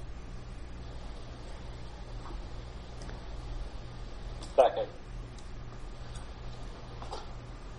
Madam Secretary, could you please call roll on that item? Thank you. Commissioner Coolidge? Yes. Commissioner Garay? Yes. Commissioner Hover? Yes. Commissioner Profiter? Yes. Okay, then that motion carries to approve C7A 1 through 26, and then 29 through 35. So that leaves numbers 27 and 28 that need to have an action or something taken on them. Okay.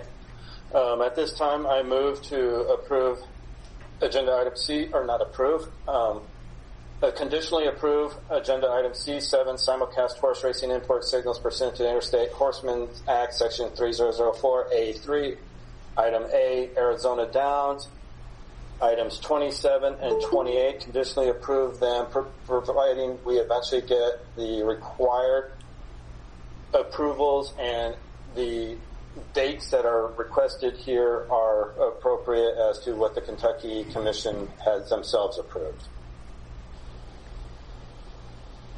Does that make sense? Could I have that read back? This is Mike Napier.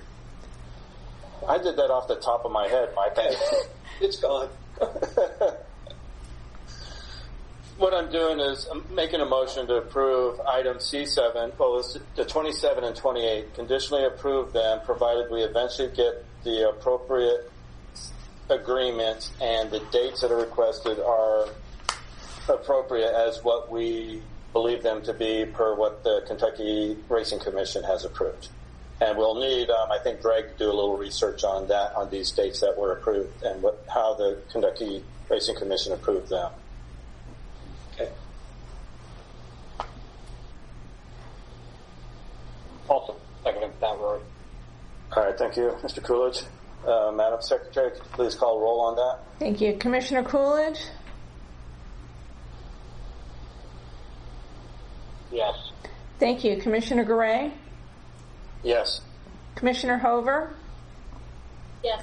Commissioner Profiter? Yes.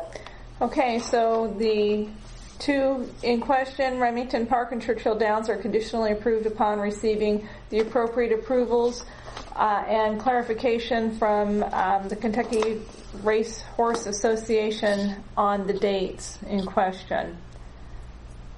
So that carries, and I believe now you're ready to go over to C7B. That is correct. C7B, Turf Paradise. The first item is number 1, Arapahoe Downs. The dates are 6/8/2020 through 8/26/2020. Is there any discussion, concerns from the Commission? Hearing none, we will move on to C7B, Turf Paradise, Item 2, Belmont Parks. The dates are 6/3/2020 through 7/12/2020. Is there any discussion amongst the Commissioners regarding these dates and park? Hearing none, we will move on to Item C7B, Turf Paradise, Item 3, Belterra Park, 6/4/2020 through 10/9/2020. Is there any discussion amongst the Commission regarding these dates?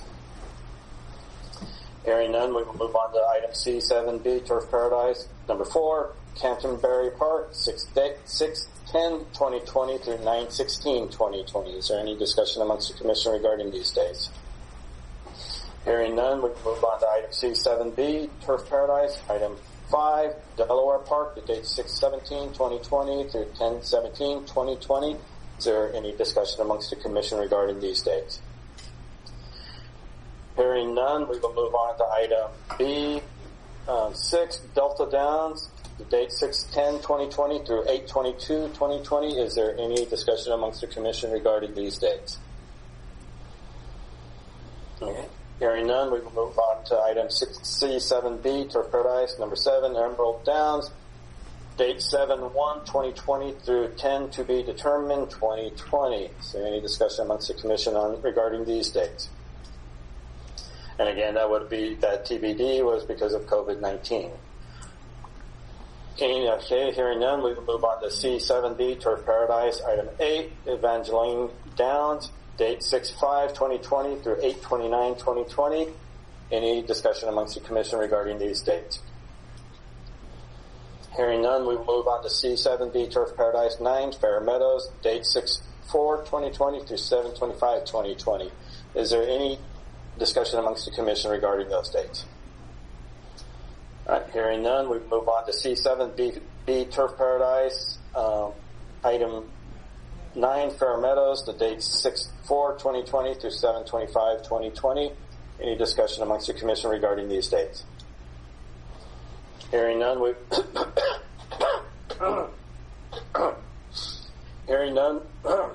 move on to Item C7B, Turf Paradise, 10, Bonner Park, the dates 2/21/2020 through 5/27/2020. Is there any discussion amongst the Commission regarding these dates? Hearing none, we'll move on to C7B, Turf Paradise, number 11, Fort Erie, the dates 6/2/2020 through 10/13/2020. Is there any discussion amongst the Commission regarding these dates? Hearing none, we will move on to Item B12, Lone Star Park, 5/22/2020 through 8/12/2020. Any discussion amongst the Commission regarding these dates? Hearing none, we'll move on to Item B13, Louisiana Downs, 6/6/2020 through 9/23/2020. Any discussion amongst the Commission regarding these dates? Hearing none, we will move on to Item B14, Mountaineer Park, 5/31/2020 through 12/2/2020. Any discussion amongst the Commission regarding these dates? Hearing none, we'll move on to Item B15, Prairie Meadows, the dates 6/19/2020 through 10/10/2020. Any discussion amongst the Commission regarding these dates? Hearing none, we'll move on to Item 16, Remington Park, the dates 7/3/2020 through 8/29/2020. Is there any discussion amongst the Commission regarding these dates? Hearing none, we'll move on to the next item, 17, Reduso. I'm sure I'm butchering that name. The dates 5/22 through 2020. through 9/7/2020. Any discussion amongst the commission regarding those dates? Hearing none, we will move on to item 18, Thistle Downs, 6/19/2020 through 10/21/2020. Any discussion amongst the commission regarding these dates?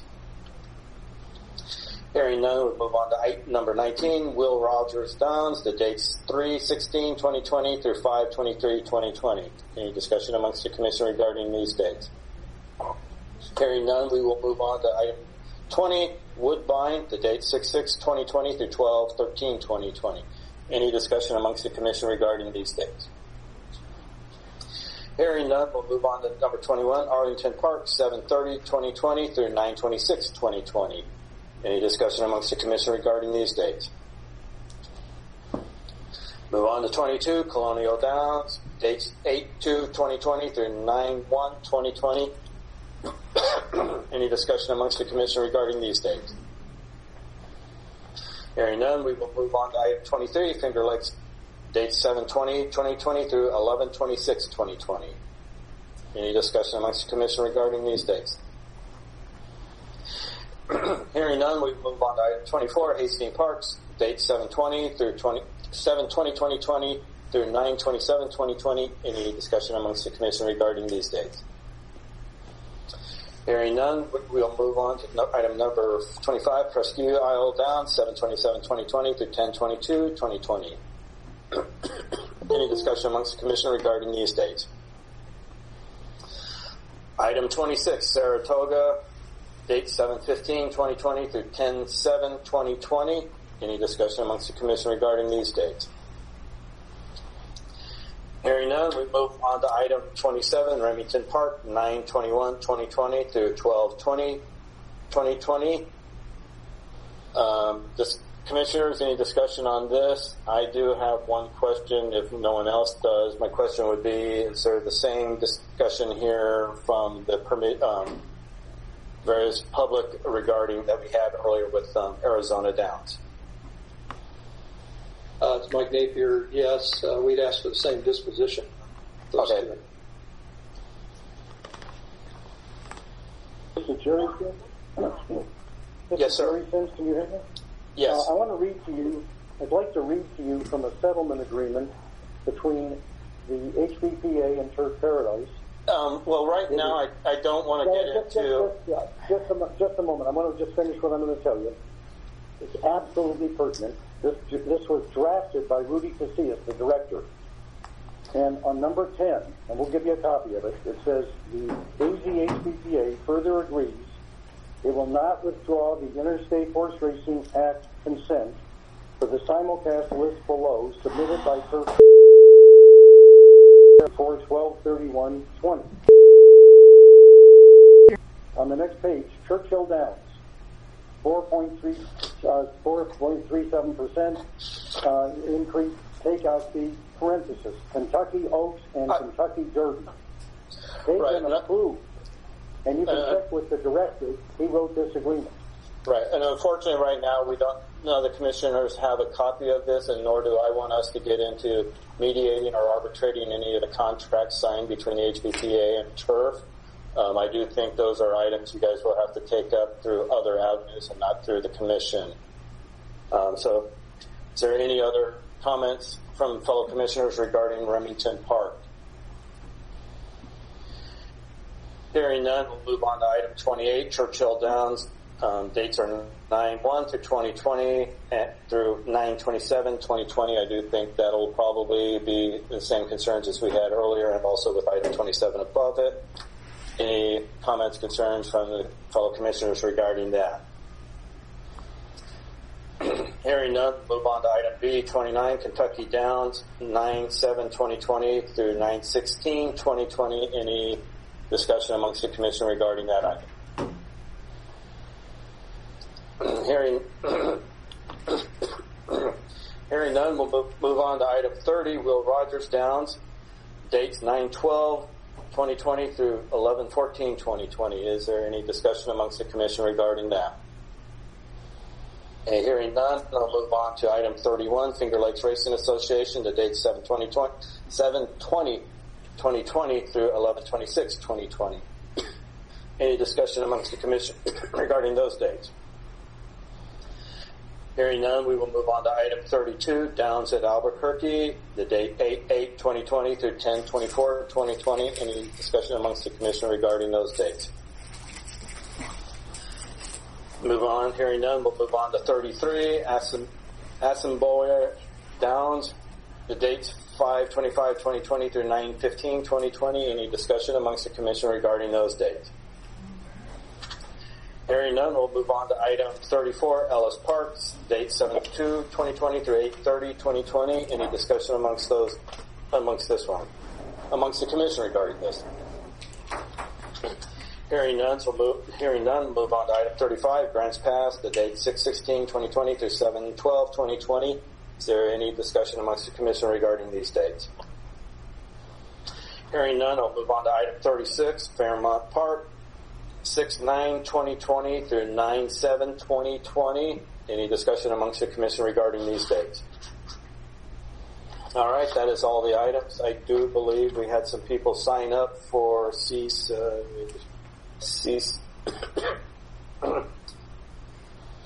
Mr. Napier, you've signed up for C7B 27 and 28. Did you have anything further, or did you want to speak to them again?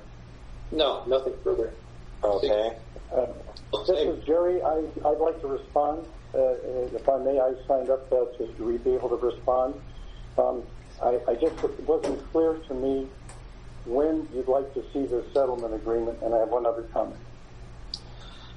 Well, I think you guys need to get this done as quickly as possible, especially I think with the Kentucky Derby coming up, but, I can't give you guys deadlines on that. Either you get it done or it doesn't get done.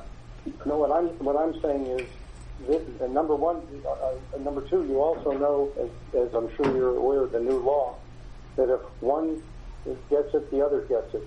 One can't have it with the other, the tracks. But what I'm saying is, you're the commission. We have an agreement.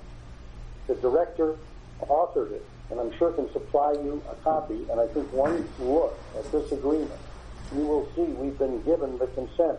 I don't know why you're shying away from that.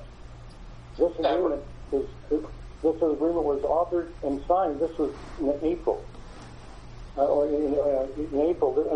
in March. This agreement was signed.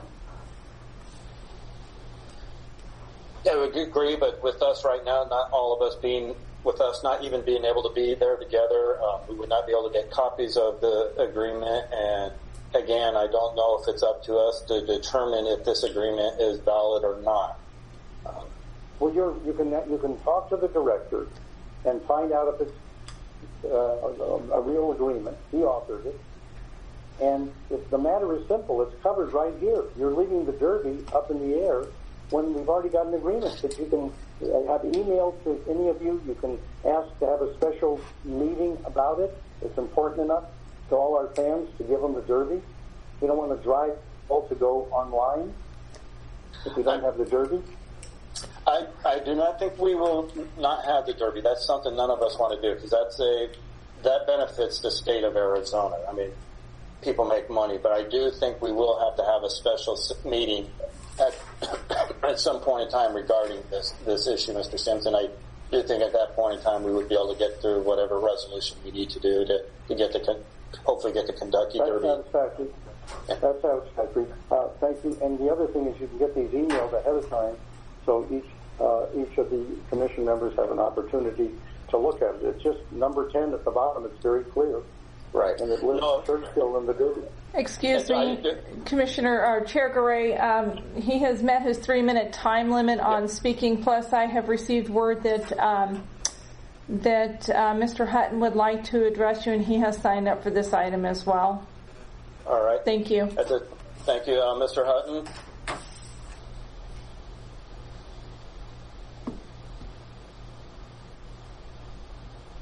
Mr. Hutton, are you there? I think he needs to unmute his phone. Give him a moment.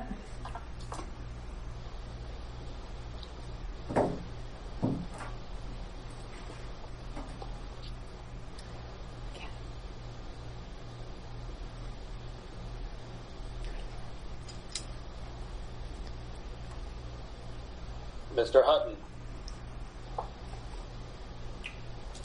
I think he's confused. I thought that I needed to call him. I've texted him that he's up to speak and to please unmute his phone. So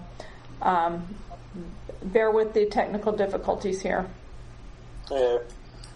And while we wait, I do just want to again remind everyone, this is our first time doing this meeting. We're learning, and I think as we go forward, the lesson we've learned today is we need to have maybe more additional information sent into the commissioners. But this is new, so please bear with us, and I appreciate your patience with us in this new process. Hang on a minute. I'm going to put you on. Just be patient. Please be patient. We'll get everybody in as best we can. Hang on. I'm going to put you on. Chair Garay, I have Mr. Hutton on my cell phone. Go ahead, Mr. Hutton. Yes, Bob Hutton here on behalf of the HPBA when it was our turn, so I don't know if I'm premature or not. No, you can go ahead and speak, Bob. Okay, I'll go ahead now. Okay, as far as the HPBA is concerned, it's very important that everybody realizes that we are all about live. Without live racing, there's really no simulcasting or anything in the state is concerned. I guess what I want to first say is that I thank Mr. Sims for being honest instead of putting the horsemen in a bad spot like they were in March. So I commend him on that. It would have been devastating for these people to come back here, travel, have all the expenses, and then be put in a position where they evicted again, or tried to be evicted.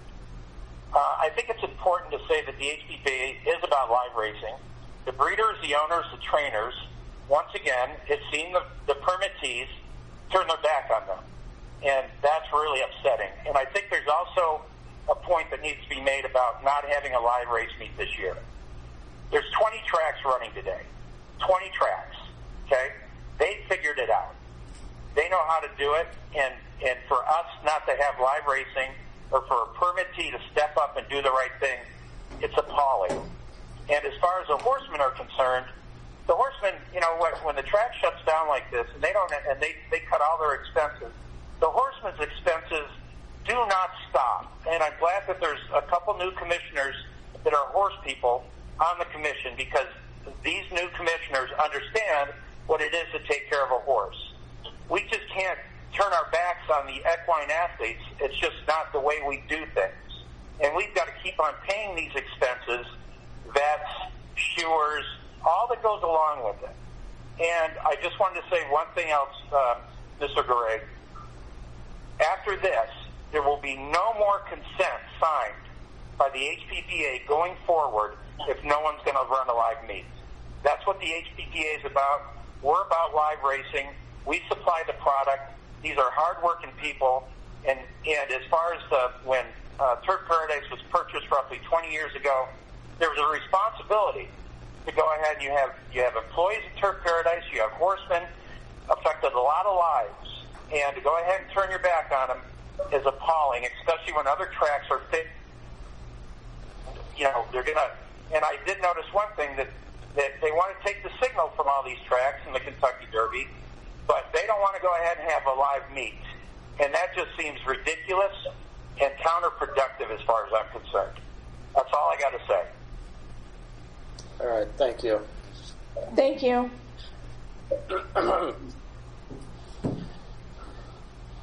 I would say, I know that there are other states that have tracks running, up and running, but we don't know what would be even allowed in Arizona, because I think it would take even more than just the commission getting approval on opening up a track during the COVID-19. I think the city and other governmental officials might have something in play on that, but I do hope that for the breeders out there, for the horsemen, I do hope you guys behind the scenes start working on what's going to be best for all in Arizona and horse racing, because there's a lot of lives impacted. Okay, is there any other discussion regarding agenda item C7B, Turf Paradise, items 1 through 36. Any discussion amongst the commissioners regarding this? Hearing none, I would entertain a motion for C7B, Turf Paradise. And at this time, I move to approve the dates for C7B, Turf Paradise, 1 through 26, 29 through 36. Do we have a second? Second. Thank you, Mr. Coolidge. Madam Secretary, please call roll. Thank you. Commissioner Coolidge? Yes. Commissioner Garay? Yes. Commissioner Hover? Yes. Commissioner Profiter? Yes. Thank you. The motion carries to approve the simulcast signals listed in C7B for Turf Paradise, numbers 1 through 26, and then 29 through 36. All right. And at this time, I move to conditionally approve items C7B, Turf Paradise 27 and 28, provided that we get the appropriate approvals and the dates that we're approving, that the research by the department can be done to ensure that those are the dates we're approving are what the Kentucky Racing Commission believes them to be, whether it's the fall or spring meet dates. Second. So that second was by Ms. Hover? Yes. This is what Napier, hold on, if you would, please. I'm not sure I understood the motion. It's conditional subject to getting the approval of the HBPA with regard to the consent? Then we have, yeah. Okay, thank you. So having a first and a motion and a second, my question is, would you like me to do the call on the vote? Sorry to interrupt. Mr. Sims, you need to wait, please. You need to be called upon to address. Mr. Sims, you need to wait, please. You need to hold on and be called upon. Mr. Sims, we do have a motion and a second on the table right now. I want to ask what the motion. Could you read the motion? I did it all off the top of my head. It's not written down. Basically, what we're saying, it's conditionally approved, provided we get documentation that the agreements are in place and that the dates that are there that we're approving, that they are what we believe them to be, per what the Kentucky Racing Commission believes them to be. That's fine. Okay. Madam Secretary, could you please call roll on this?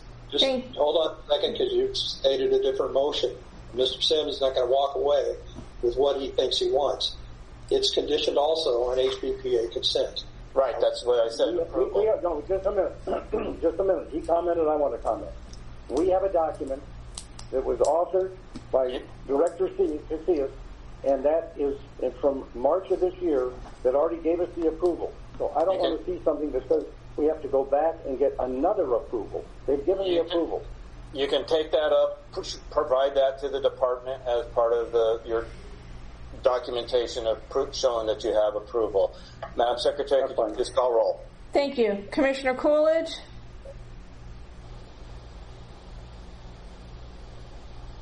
Yeah. Commissioner Garay? Yes. Commissioner Hover? Yes. Commissioner Profiter? Yes. Thank you. That conditional approval on that motion carries. All right, thank you. Now moving on to D, information reports. The first item up is safety reports. Mr. Stiles.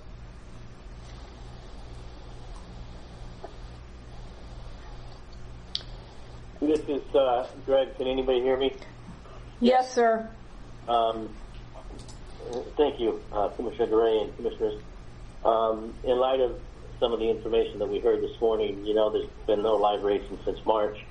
The division is committed to providing safety reports. We have not much to go on this meeting. but we'll have more information for the September meeting. There is things going on, though. The staff is conducting no-to-be inspections. They've done that twice in the last 30 days in the city of Phoenix, as well as in the outlying areas, Lake Havasu and things of that nature. No major violations were found in those no-to-be inspections. We also are finishing up the fatality report, which we do every year, and I hope to have an update on that in the September issue meeting. So that's all I have for right now. All right, thank you, Craig. Any discussion amongst the commissioners? Again, Greg, I want to thank you and the staff for great work that you guys are doing on this. Safety is definitely a priority, and you guys are doing a great job. Much appreciated. Next item is D, information reports. 2, budget report. I don't know if the director or Jason will be doing this today. I will. Chairman, Commissioners, this is Jason LaForest, CFO from the Department of Gaming. Just a quick update where the agency commissions us financially. We began this year with $2,071,000 in cash in the Racing Regulatory Fund. This is $113,000 less than we began the previous year. Our budget remains the same as it was in the previous fiscal year, unchanged at $2.4 million, including $250,000 for Breeders' Awards. Based off these real high-level information, I don't foresee a problem with the agency in the next fiscal year. Just an update on what we were discussing before we separated for a couple of months. We were asking for an additional appropriation to hire a safety vet and a vet tech. That obviously was making progress, but got derailed because of the COVID-19 crisis. We are beginning this year's budget cycle and are going to include it again in the ask. So we will continue to work to get additional safety staff. Thank you, Jason. All right. Yeah. Thank you for the update. Any discussion amongst the commission regarding budget? All right. Aiden, with the legislative updates. Thank you, Mr. Chair. For the record, Aiden Fleming with the Department of Gaming as well. As you know, the 2020 legislative session is complete, and we are in interim. However, the new session of 21 will start in January of next year, so I don't have a legislative update. However, I would like to share my screen for a moment and kind of get the new commissioners to show them what they could expect from legislative updates in the future and make sure that they understand what they're seeing as the legislative process goes forward. It'll only take a couple minutes. So I'm going to present real quick.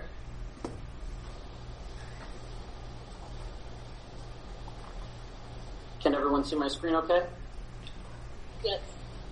Okay, perfect. So this is a sample of something that you're going to probably see from me starting the first week of January. When the legislative session starts, we'll track all bills, and we track them in 3 categories, obviously racing for all the commissioners. But it'll start out with how many bills we're tracking, what bills we're tracking, and then if the department has ran any bills, you'll see it here at the top as well. And just to let you know, they're all designated by number. SB means Senate bill, and they always start with a 1. And HB means House bill, and they always start with a 2. This is the short title, so it'll talk about what it is in a nutshell. The good thing about the updates, we'll be giving them to you every Friday, and those updates will have a complete list of where the bill is in the process, which is vitally important to know if it's actually going to make it or not. So we'll be giving that update weekly, and I'll give you an example of what a racing bill looked like from last year so you know exactly what you're looking at. So it'll be titled with racing. These are the ones posted on the calendar, so it'll show where they're being held, when they're being held, if it has a committee hearing, and I can, walk you through that part, where it is in the process, what hearing it is, commerce, appropriations. It will also give the number, the short title down here. A brief summary of the bill will be found here.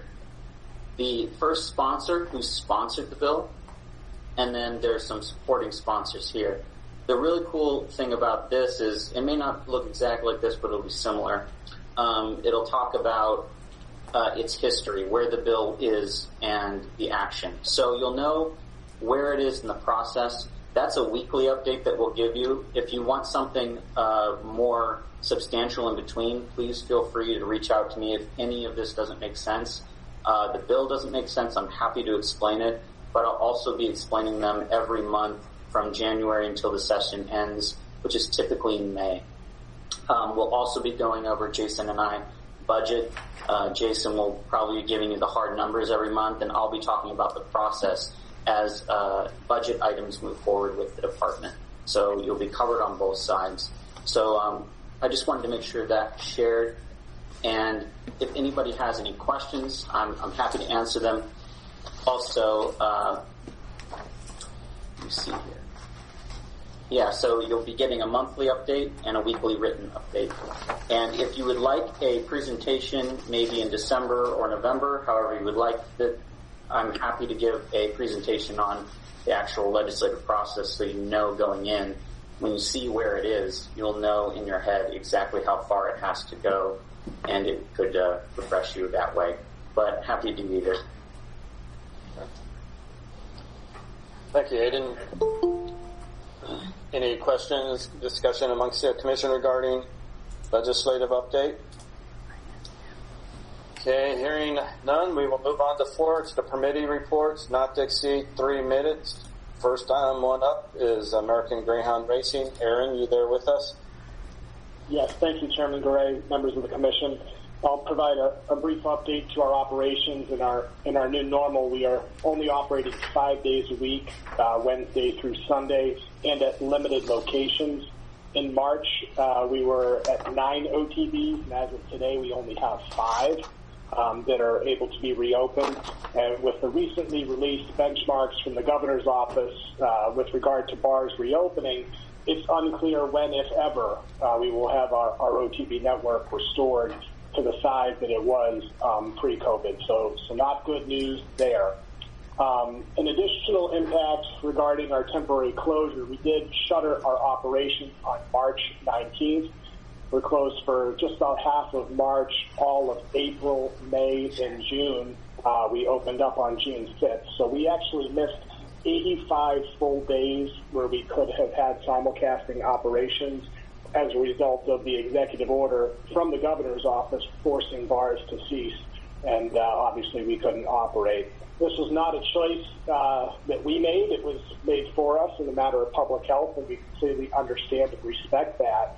And at this point, the only thing I'd ask is that the commission consider taking action in the future at next month's meeting on the dark day assessment that we've already paid 2019-2020 period and offer back to permit holders some sort of a prepay credit for the 2020-2021 assessment that was just recently invoiced.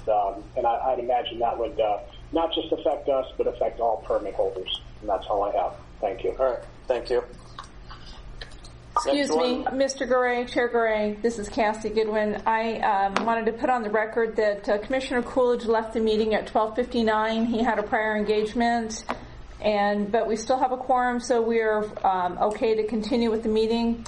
Also, I received a text communication from Alicia with Tucson Greyhound Park, and she would also like to address, even though she hadn't signed up previously. So with that, I'm going to turn it over to you. Well, and she'll be able to, when we call for Tucson Greyhound Park, item E, she'll be able to speak. Right, she just wasn't on the list I sent to you. I just wanted to make you aware. Thank you. Okay. All right, next one is B, Arizona Downs. We have a representative.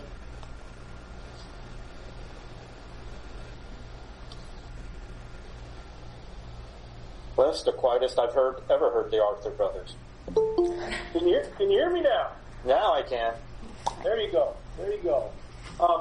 This is Tom Arthur with the Arizona Downs. With our report, first I want to welcome Ms. Over and Ms. Professor, if I pronounce it, to the commission. You're in for many good times.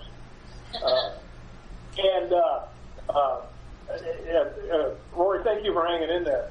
Other than that, we don't have. I think everybody knows where we are. We were notified by Prescott Valley that they were not going to allow us to run the dates that we had asked for.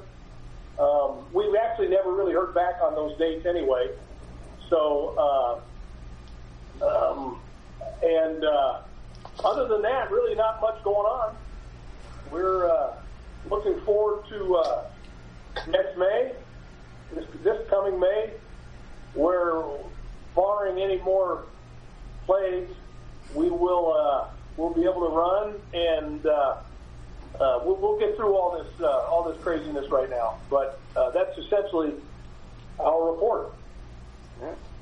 Thank you. No, definitely strange times we're living. I remember in March when I was grounded from traveling for my job, me and a couple other consultants, we were just thinking, yeah, end of April, we'll be back on the road. And, here we are, almost middle of August, and we're still on this. So thank you. Just depends on who you talk to. We had a very discouraging conversation, on the future of the pandemic with somebody not really related in it, but somebody who's an expert. So we're just monitoring it day to day, and we'll take it from there. Right. David Pat. Okay, next one, county fairs. Do you know if we had anyone on there? I didn't recognize anyone from county fairs on the list here.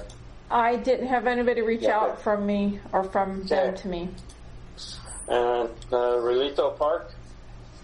Yes, sir. Can you hear me? Yes, we can hear you, Mike. Okay. Hi, everybody. This is Mike Weiss, General Manager of Relito Park. I want to thank everybody for their time and give a warm welcome to the new commissioners. As a quick recap, I'd like to give a recap about Relito and their plan and goals. But we are part of a 501c3 nonprofit with goals to create a multi-use facility for the benefit of Pima County and the city of Tucson, and to save the original home or birthplace of quarter horse racing. We love to host thoroughbred and quarter horse live racing, as well as a large farmers market, and oversee the restoration of the historic Jelks Farm, which is the birthplace of quarter horse racing, with goals of making it into a museum. We have kids that enjoy the infield with our multitude of lit-up soccer fields. Our past racing season was cut short due to COVID. We missed the last couple weekends. We were having a banner season, breaking all sorts of records. We were averaging over 5,000 people a day, sold out dining room every day. We had the world-class Budweiser Clydesdales, and then, of course, the COVID cut us short. When we were forced to close, we stepped up and did what we could to help our horsemen, many that had no place to go. We have since moved forward in our relationship with the University of Arizona, growing it stronger. We have had dozens of university students work at Relito in every capacity, from assistant managers, photo finish, timing, graphics, racing office, on-air TV personalities. I'm proud to state we've been quite successful helping with job placement.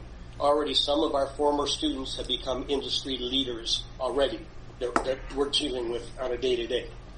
The College of Agriculture and Life Sciences, the Cal School, has accredited the Relito program. So the students working the track are now getting college credit. And by being with the Cal School, we've expanded not only the racing program, but with pre-vet students in literary and photography and social media. And our social media has really grown, exposing the world to what we do. But aligning with them, we've done some groundbreaking protocols. We've implemented in many divisions our television broadcast from English and Spanish, and our equine wellness programs in which major racetracks around the world not only are looking at, but also contacting us and then instilling our programs at their own tracks. So we keep strengthening. Now's the plan. The plan is to place and use the university and students to design and rebuild the clubhouse kitchen, study and manage OTB operations, as well as the creation of online and physical merchandising. So I look forward to working with the commission and setting new precedents. I do want to mention every year I do pick a student to work alongside me and train.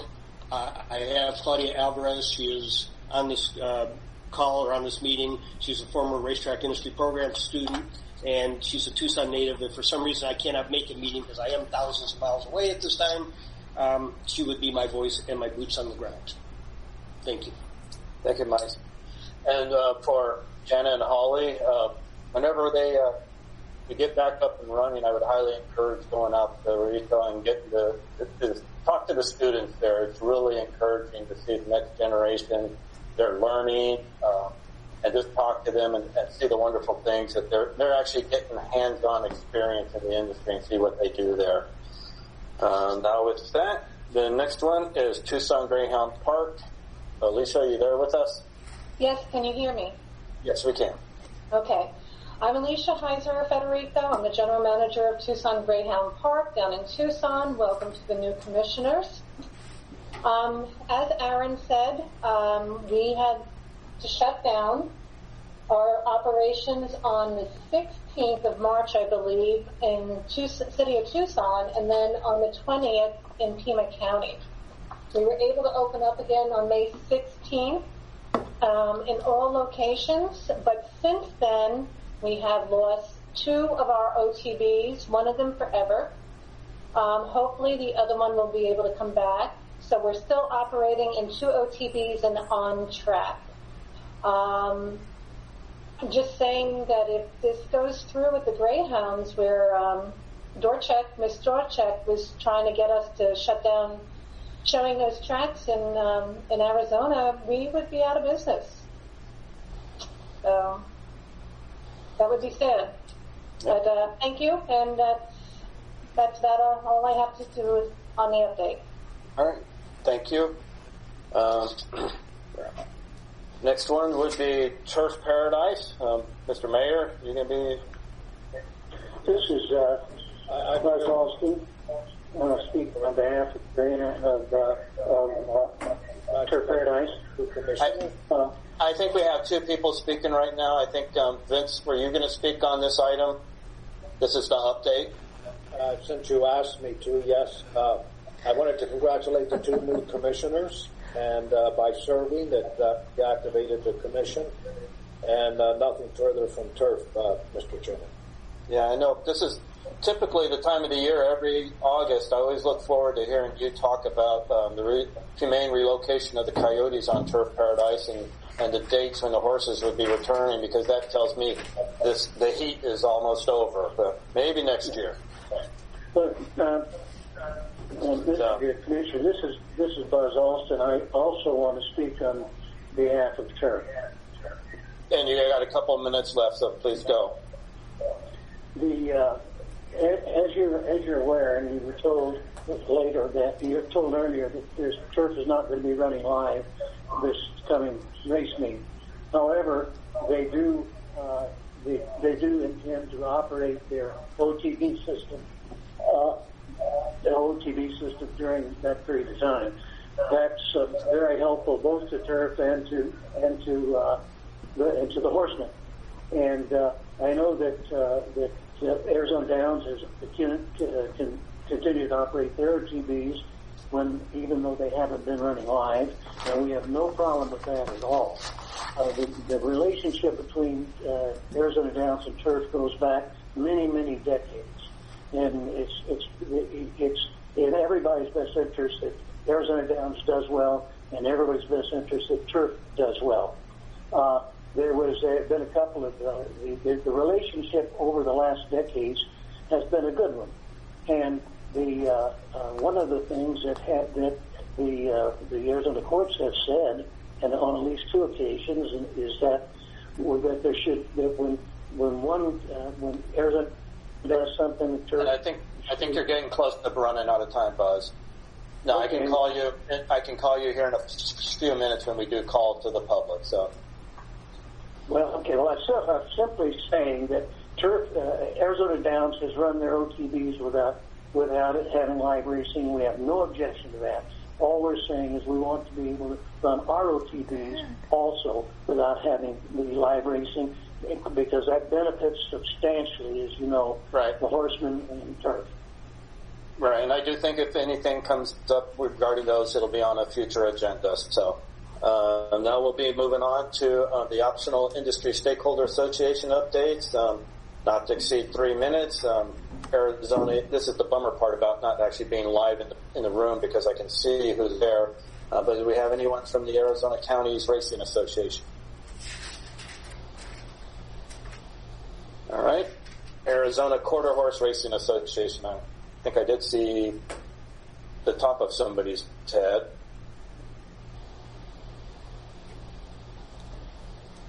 Okay, hearing none. Item C, Arizona Thoroughbred Breeders Association.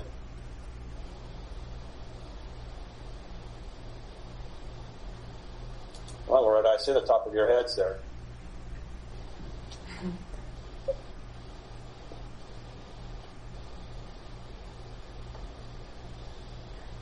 I move on to. Oh. I'm sorry. I believe that Loretta had signed up to speak on this. Loretta Brashear, but I don't know if she's on the list of people currently signed into the meeting or not. I think I see the top of her head in one video, and I see ATBA at AT&T.net. So they're Arizona Breeders. I know they're on. I just don't. Maybe they have a problem unmuting themselves. Yeah, I'm told that she's in, but she may have her mic muted. Mm-hmm. Are you there, Loretta? Wave your hands, Loretta.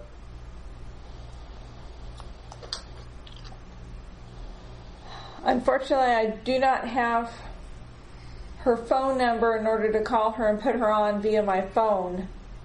So I don't have a way of bringing her in unless she can unmute her microphone. Unless she wants to work on that and then come back in and call to the public. Yeah, we'll do that. And moving on to Jockey Guild.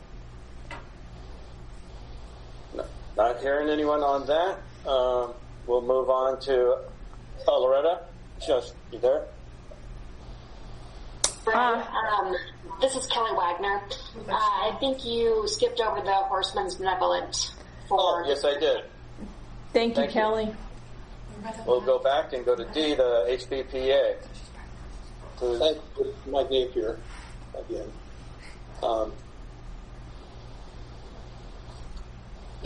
You know the current status of the HBPA. We have horsemen and horses and no track. And following up on what Buzz had said earlier, and echoing what Mr. Hutton has already told me, that I can tell you that after the current consents have run their course, if there's no live racing, there'll be no consents, and without consents, there'll be no OTPs. That looks to be the future at the moment. Sadly, but that's the future. Only thing that I would make an inquiry about is on June 22nd, we filed a grievance against Paradise with regard to withholding purse money. I'll point out to you, apparently it's under investigation still. Yeah, I would just remind you, if it's under investigation, the Commission would not want to hear any evidence or discussion regarding it in case it does come before us in a future meeting. I get that, but there is new evidence in the sense there'll be no racing. And the rationale to withhold the money was to put it in the computer. That rationale is gone. And with that, I have nothing further to say. Thank you. Thank you. All right. Chair Garay, I received a text message that I can call and put Loretta on the line then if you're ready. I can call her. I'm ready. Okay, thank you. I'm going to call her and see if I can get her on. Okay. Cassie, I see Loretta's actually... She's having phone problems is what I was told. Okay. Oh, am I here? There we go. Okay, I guess she's there. Okay. We can hear Loretta now. Hi, Loretta. Oh, man, we just had her. Oh, no, she just left. Because of the phone call.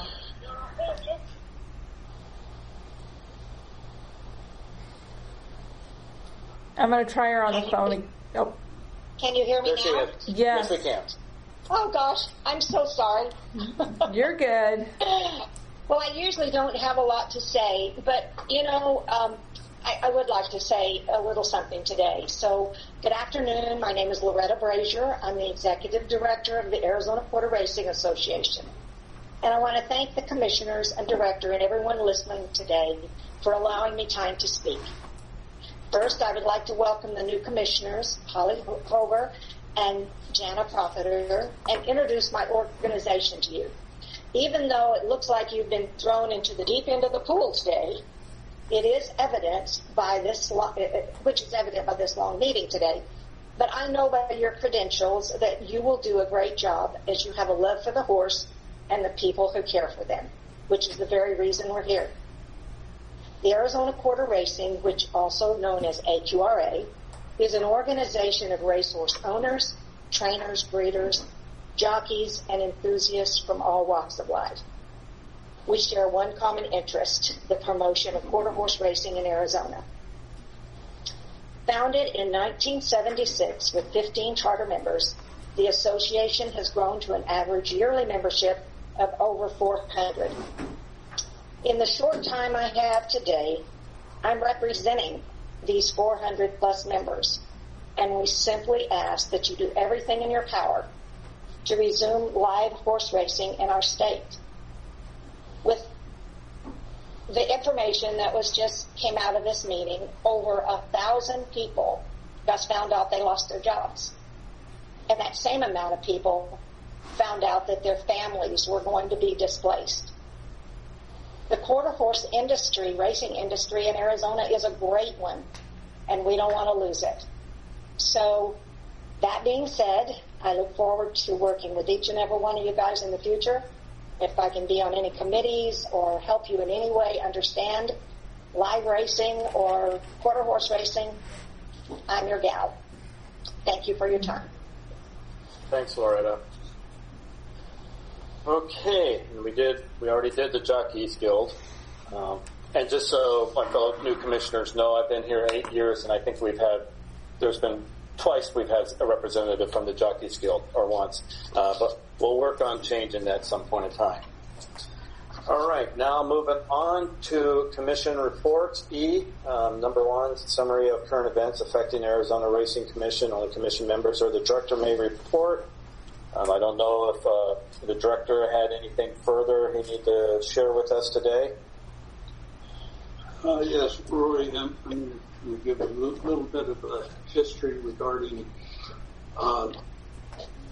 live racing cancellations due to COVID.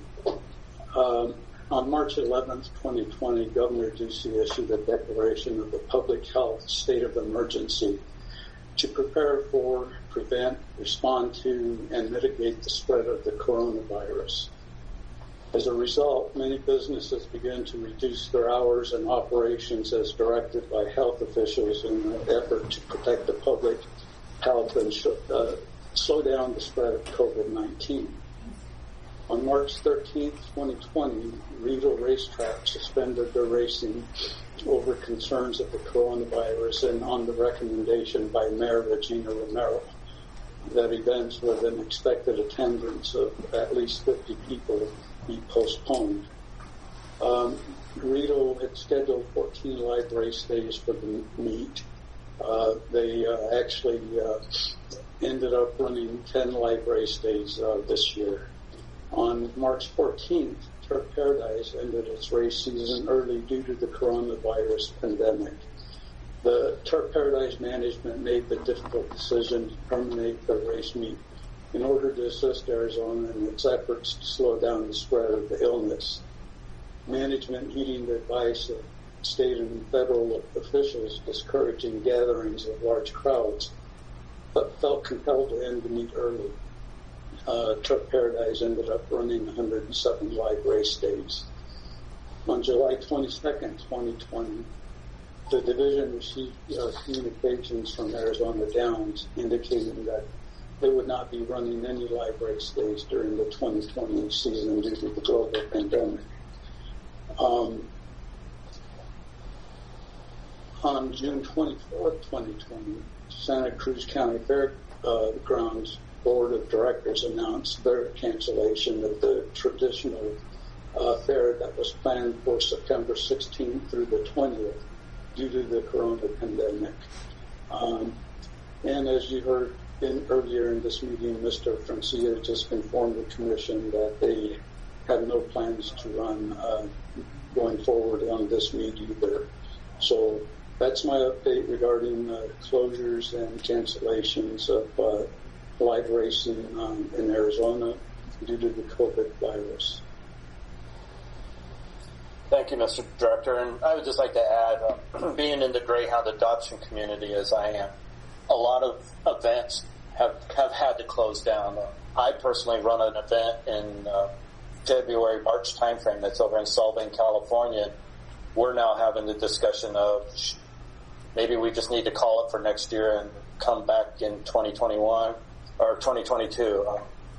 It's a lot. So thank you for the update and getting us caught up on everything there. The next one is item E2, identification of matters to be placed on future agendas.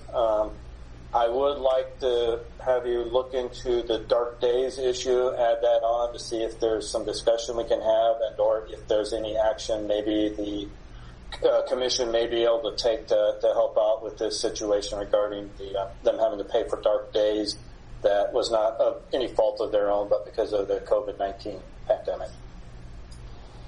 Any other commissioners have items they would like to have maybe placed on the future agenda?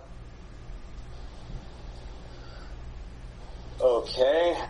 Hearing none, we will move on to F, call to the public.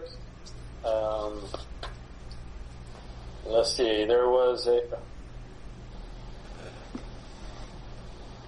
Where am I at? Oh, that's the wrong one. I'm missing a name here. Oh, Thomas Andre. There you are. I see up in the corner. Yes. Thank you. My name is Thomas Andra. I'm a resident of the state of Arizona.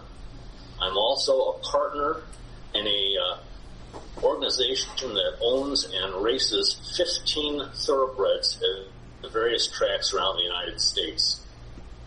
After the Commission's decision in late January to disallow Monarch to provide OTB signals in this state, I have been unable to wager on my own horses at tracks such as Gulfstream, Tampa Bay, Santa Anita, Laurel, and Golden Gate. Think about that for just a minute.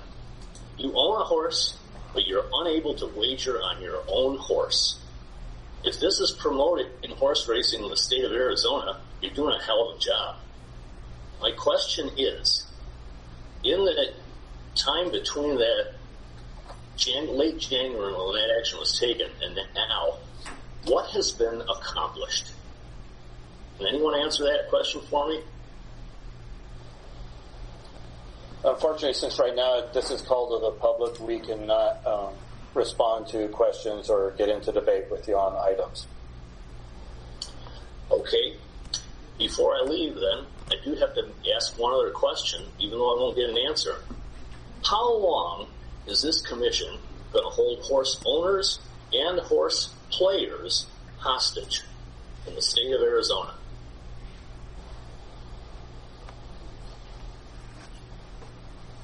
Thank you. Liz, are you finished? Yes. Okay, thank you. Move on to Buzz. You still there with us? Yes, I am. Hello? Yes, Buzz, I can hear you. Can you hear me? Yes. Okay. Well, I think I probably said everything I needed to say, but I would like to point out just a couple of other things. The relationship between Arizona Downs and turf goes back for many, many decades.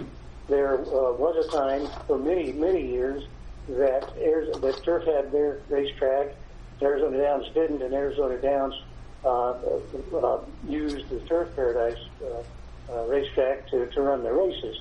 In 1956, they entered into a lease agreement whereby Arizona Downs began to be a lessee, and that played into some legal issues that arose later relative to how they shared the cost. But there was a couple of legal cases, that more than one or two, but a couple that I've paid attention to over the years. One is Arizona Downs versus Turf Paradise It's a 1984 case, 140 Arizona 438. Another is Arizona Downs versus the Arizona Horsemen's Foundation, and that's a case, a 1981 case. And anyway, those cases are not significant to any great extent, but if you read those cases, you'll see how there has been a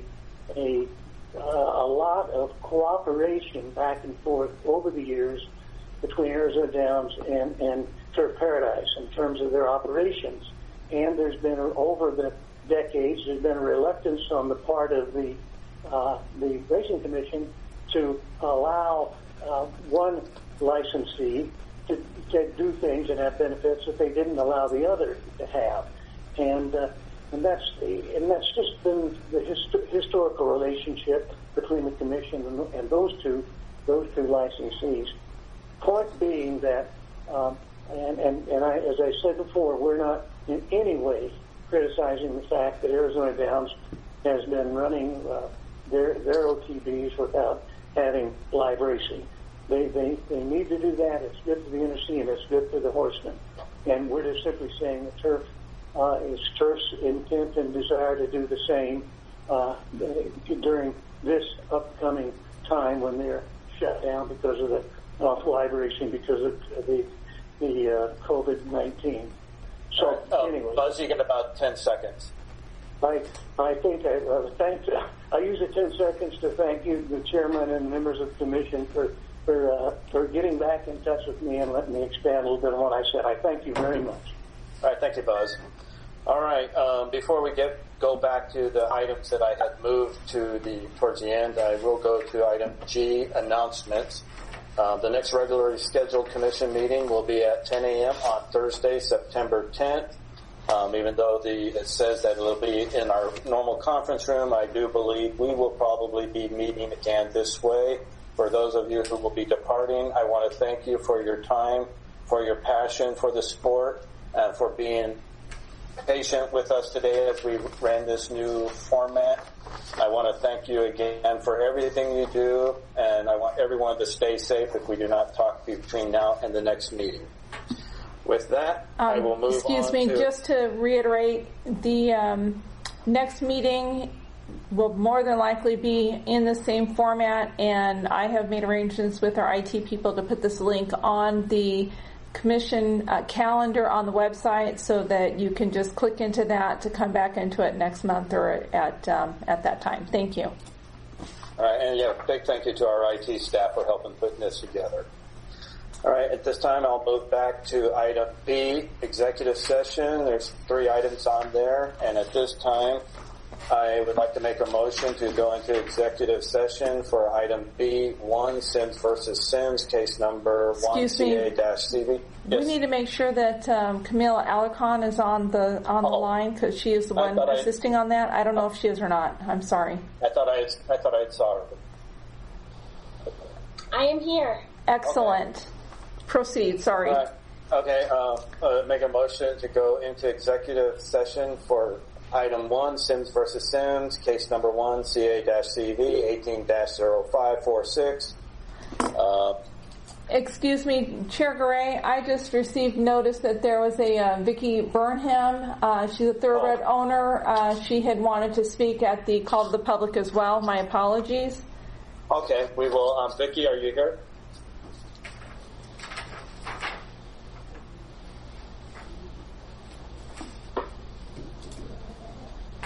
Vicki?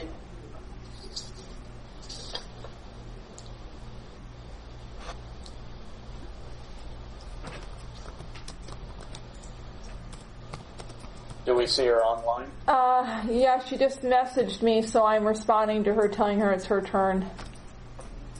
Oh, she can't unmute. Oh, okay, let me see if I can get her in on a phone call. And I do not have her phone number, so I don't know that I can bring her in. Did you try a Control D on your laptop microphone? Or if you're using a cell phone, then *6 will unmute your phone or the mute button on the phone device itself.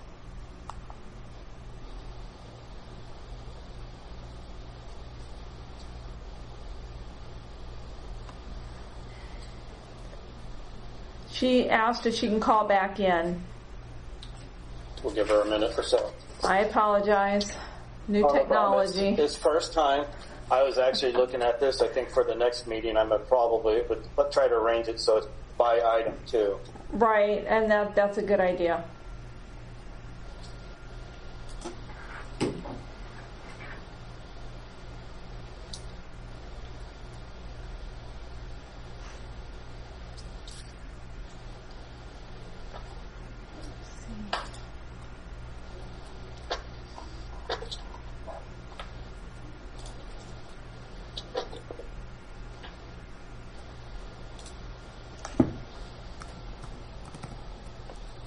Can you hear me now? Yes, we can. Oh, okay, great. As announced, my name is Vicki Burnham, and I've lived in Arizona for 30 plus years, and I've been a breeder since 2005, and have my own stallion for what that's worth and all of that. I have participated as an owner.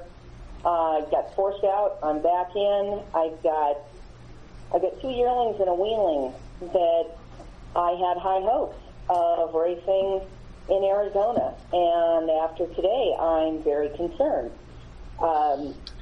We've got a lot of people making decisions for people who don't have any say in it, short of walking.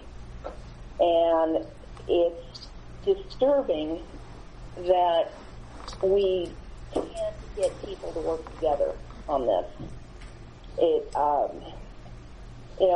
Where's the ATBA working on this? Where is, I understand the HPPA is defending the horsemen who got royally screwed last March. There's no question about that. I mean, lives were ruined, businesses were ruined, a lot of bad things happened to those people. But it's not just them. There's a lot of us. And I'm just at a loss to understand why we can't come together on this and have a sincere working through the issues. I mean, think outside the box, and maybe we need to change some rules. Maybe we need to change some laws. I'm not sure. But I think we definitely need to work together. I mean, Mr. Andra has a huge investment in racing. It would be nice if he could see his horses run in his backyard. And I'm in the same boat. I'm certainly not alone. And it's disappointing that Jerry felt that he had to pull the plug on this year. I like Buzz's idea. Hey, let's see if we can't work a deal with maybe Arizona Downs leasing part of turf. I don't know. It's a thought. But I think we have to stop saying, no, we can't do that, and start thinking about how can we do this. Because everybody has a stake in it. Jerry's got millions of dollars on the line. The Author brothers have millions of dollars on the line. And frankly, at a much smaller scale, we have breeders with tons of money on the line and owners as well. Anyway, I just wanted to say thank you for giving us the time. I appreciate your guys' effort, and I hope we can make this work together because I really want to see racing continue here. Thank you. And thank you, Vicki. All right. Now, did I clear my sign-up sheet? I believe so. Unless somebody unless somebody has a desire to speak that didn't pre-register or let me know ahead of time, and they're throwing it into the chat box. So. Yeah. Okay. Now we'll go back to item B. The Sims versus Sims. I move to go into executive session to get advice and counsel from our counselor on this item. The Sims versus Sims case number 1 CA-CB 18-0546. Second. Madam Secretary, could you please take a roll on for a vote? Thank you. And please note again that Commissioner Coolidge left the meeting at 12:59, and so I do have a quorum. So going through with the roll on this, on the vote, I have Commissioner Garay. Yes. Commissioner Hover. Yes. Commissioner Profiter. Yes. Thank you. This will conclude, we are going into executive session number 2 for this meeting. The time is 1:40. Again, I ask that you please exit out, close out this meeting link, and go into the special one for the executive session. I'll meet you there shortly. And for anybody that would like to remain on, they're more than welcome to. When we come back in after this matter, then we'll take it from there and continue the meeting. So I will see you all in executive session. Thank you. So following is the third open session of the 678th regular Arizona Racing Commission meeting held on August 13th, 2020 via Google Meets and phone link. The time is 1:57 p.m. and I am Commission Secretary Cassie Goodwin. I will go ahead and do a roll call for my commissioners to make sure we have our quorum. So Commissioner Coolidge, I know, is not present. He had a prior engagement that he left at 12:59. Commissioner Garay. Here. Commissioner Hover. Present. Commissioner Profiter. Present. Okay, so we have our quorum and we're back in the third open session. So Chair Garay, the floor is yours. Okay, I do have a question for items 2 and 3. Do they have to be separate executive sessions or? Mr. Irvin, are you on the line? I think either he is muted or he is not present. He would be the one to answer that. And I believe just based on past standing, the answer would be yes, that they need to be taken separately because even though they are similar in content, they are their own agenda item. Okay. So with that, I move to go into executive session for item B2, Monarch Content Management, LLC versus Arizona Department of Gaming, so that we can discuss with and instruct our attorneys on this matter. Thank you. Okay, Ms. Hover is seconded. Commissioner Garay? Yes. Commissioner Hover? Yes. Commissioner Profiter? Yes.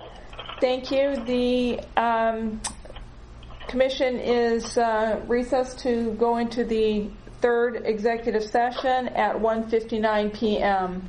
Really quick. Okay.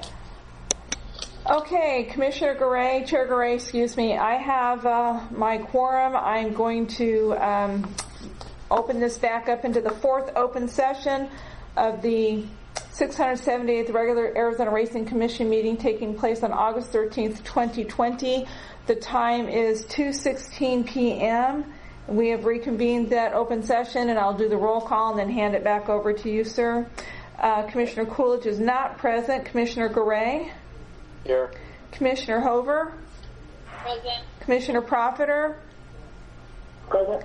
Thank you. We have our quorum. So, Chair Garay, it is now back to you. Thank you. Welcome back. We are on item B, Executive Session 3, Monarch Content Management, LLC versus Arizona Department of Gaming.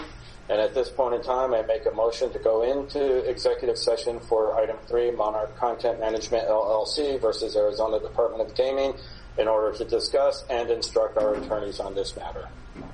I second it. Thank you, Ms. Hover. Commissioner Garay? Yes. Commissioner Hover? Yes. Commissioner Profiter? Yes. Thank you. It is 2:17 p.m. and we are going into our fourth executive session.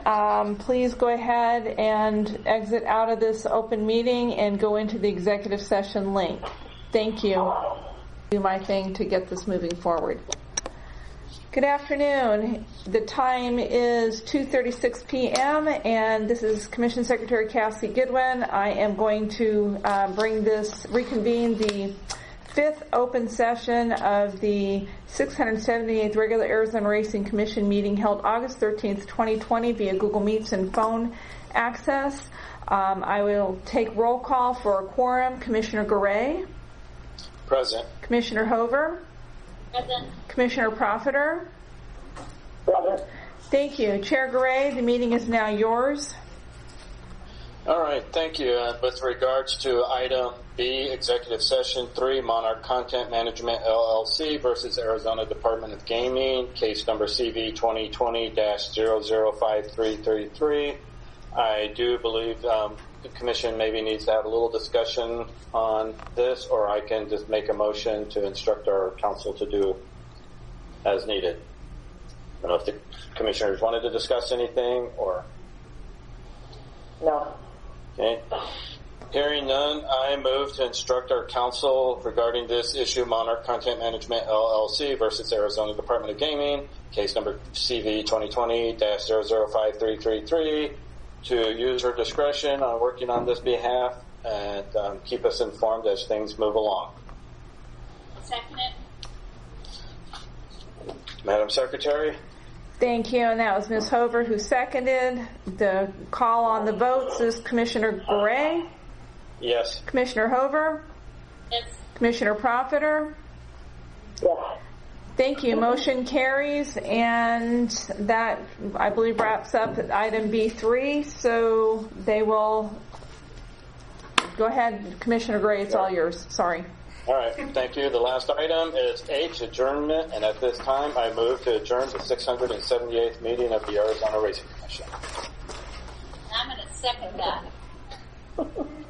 Madam Secretary? Thank you. Commissioner Garay. Most definitely. Commissioner Hover. Yes. Commissioner Profiter. Yes, please. Thank you. This meeting is adjourned officially at 2:38 p.m. Thank you. Thank you, everyone. Thank you. 38. Is he going to know to stop the recording and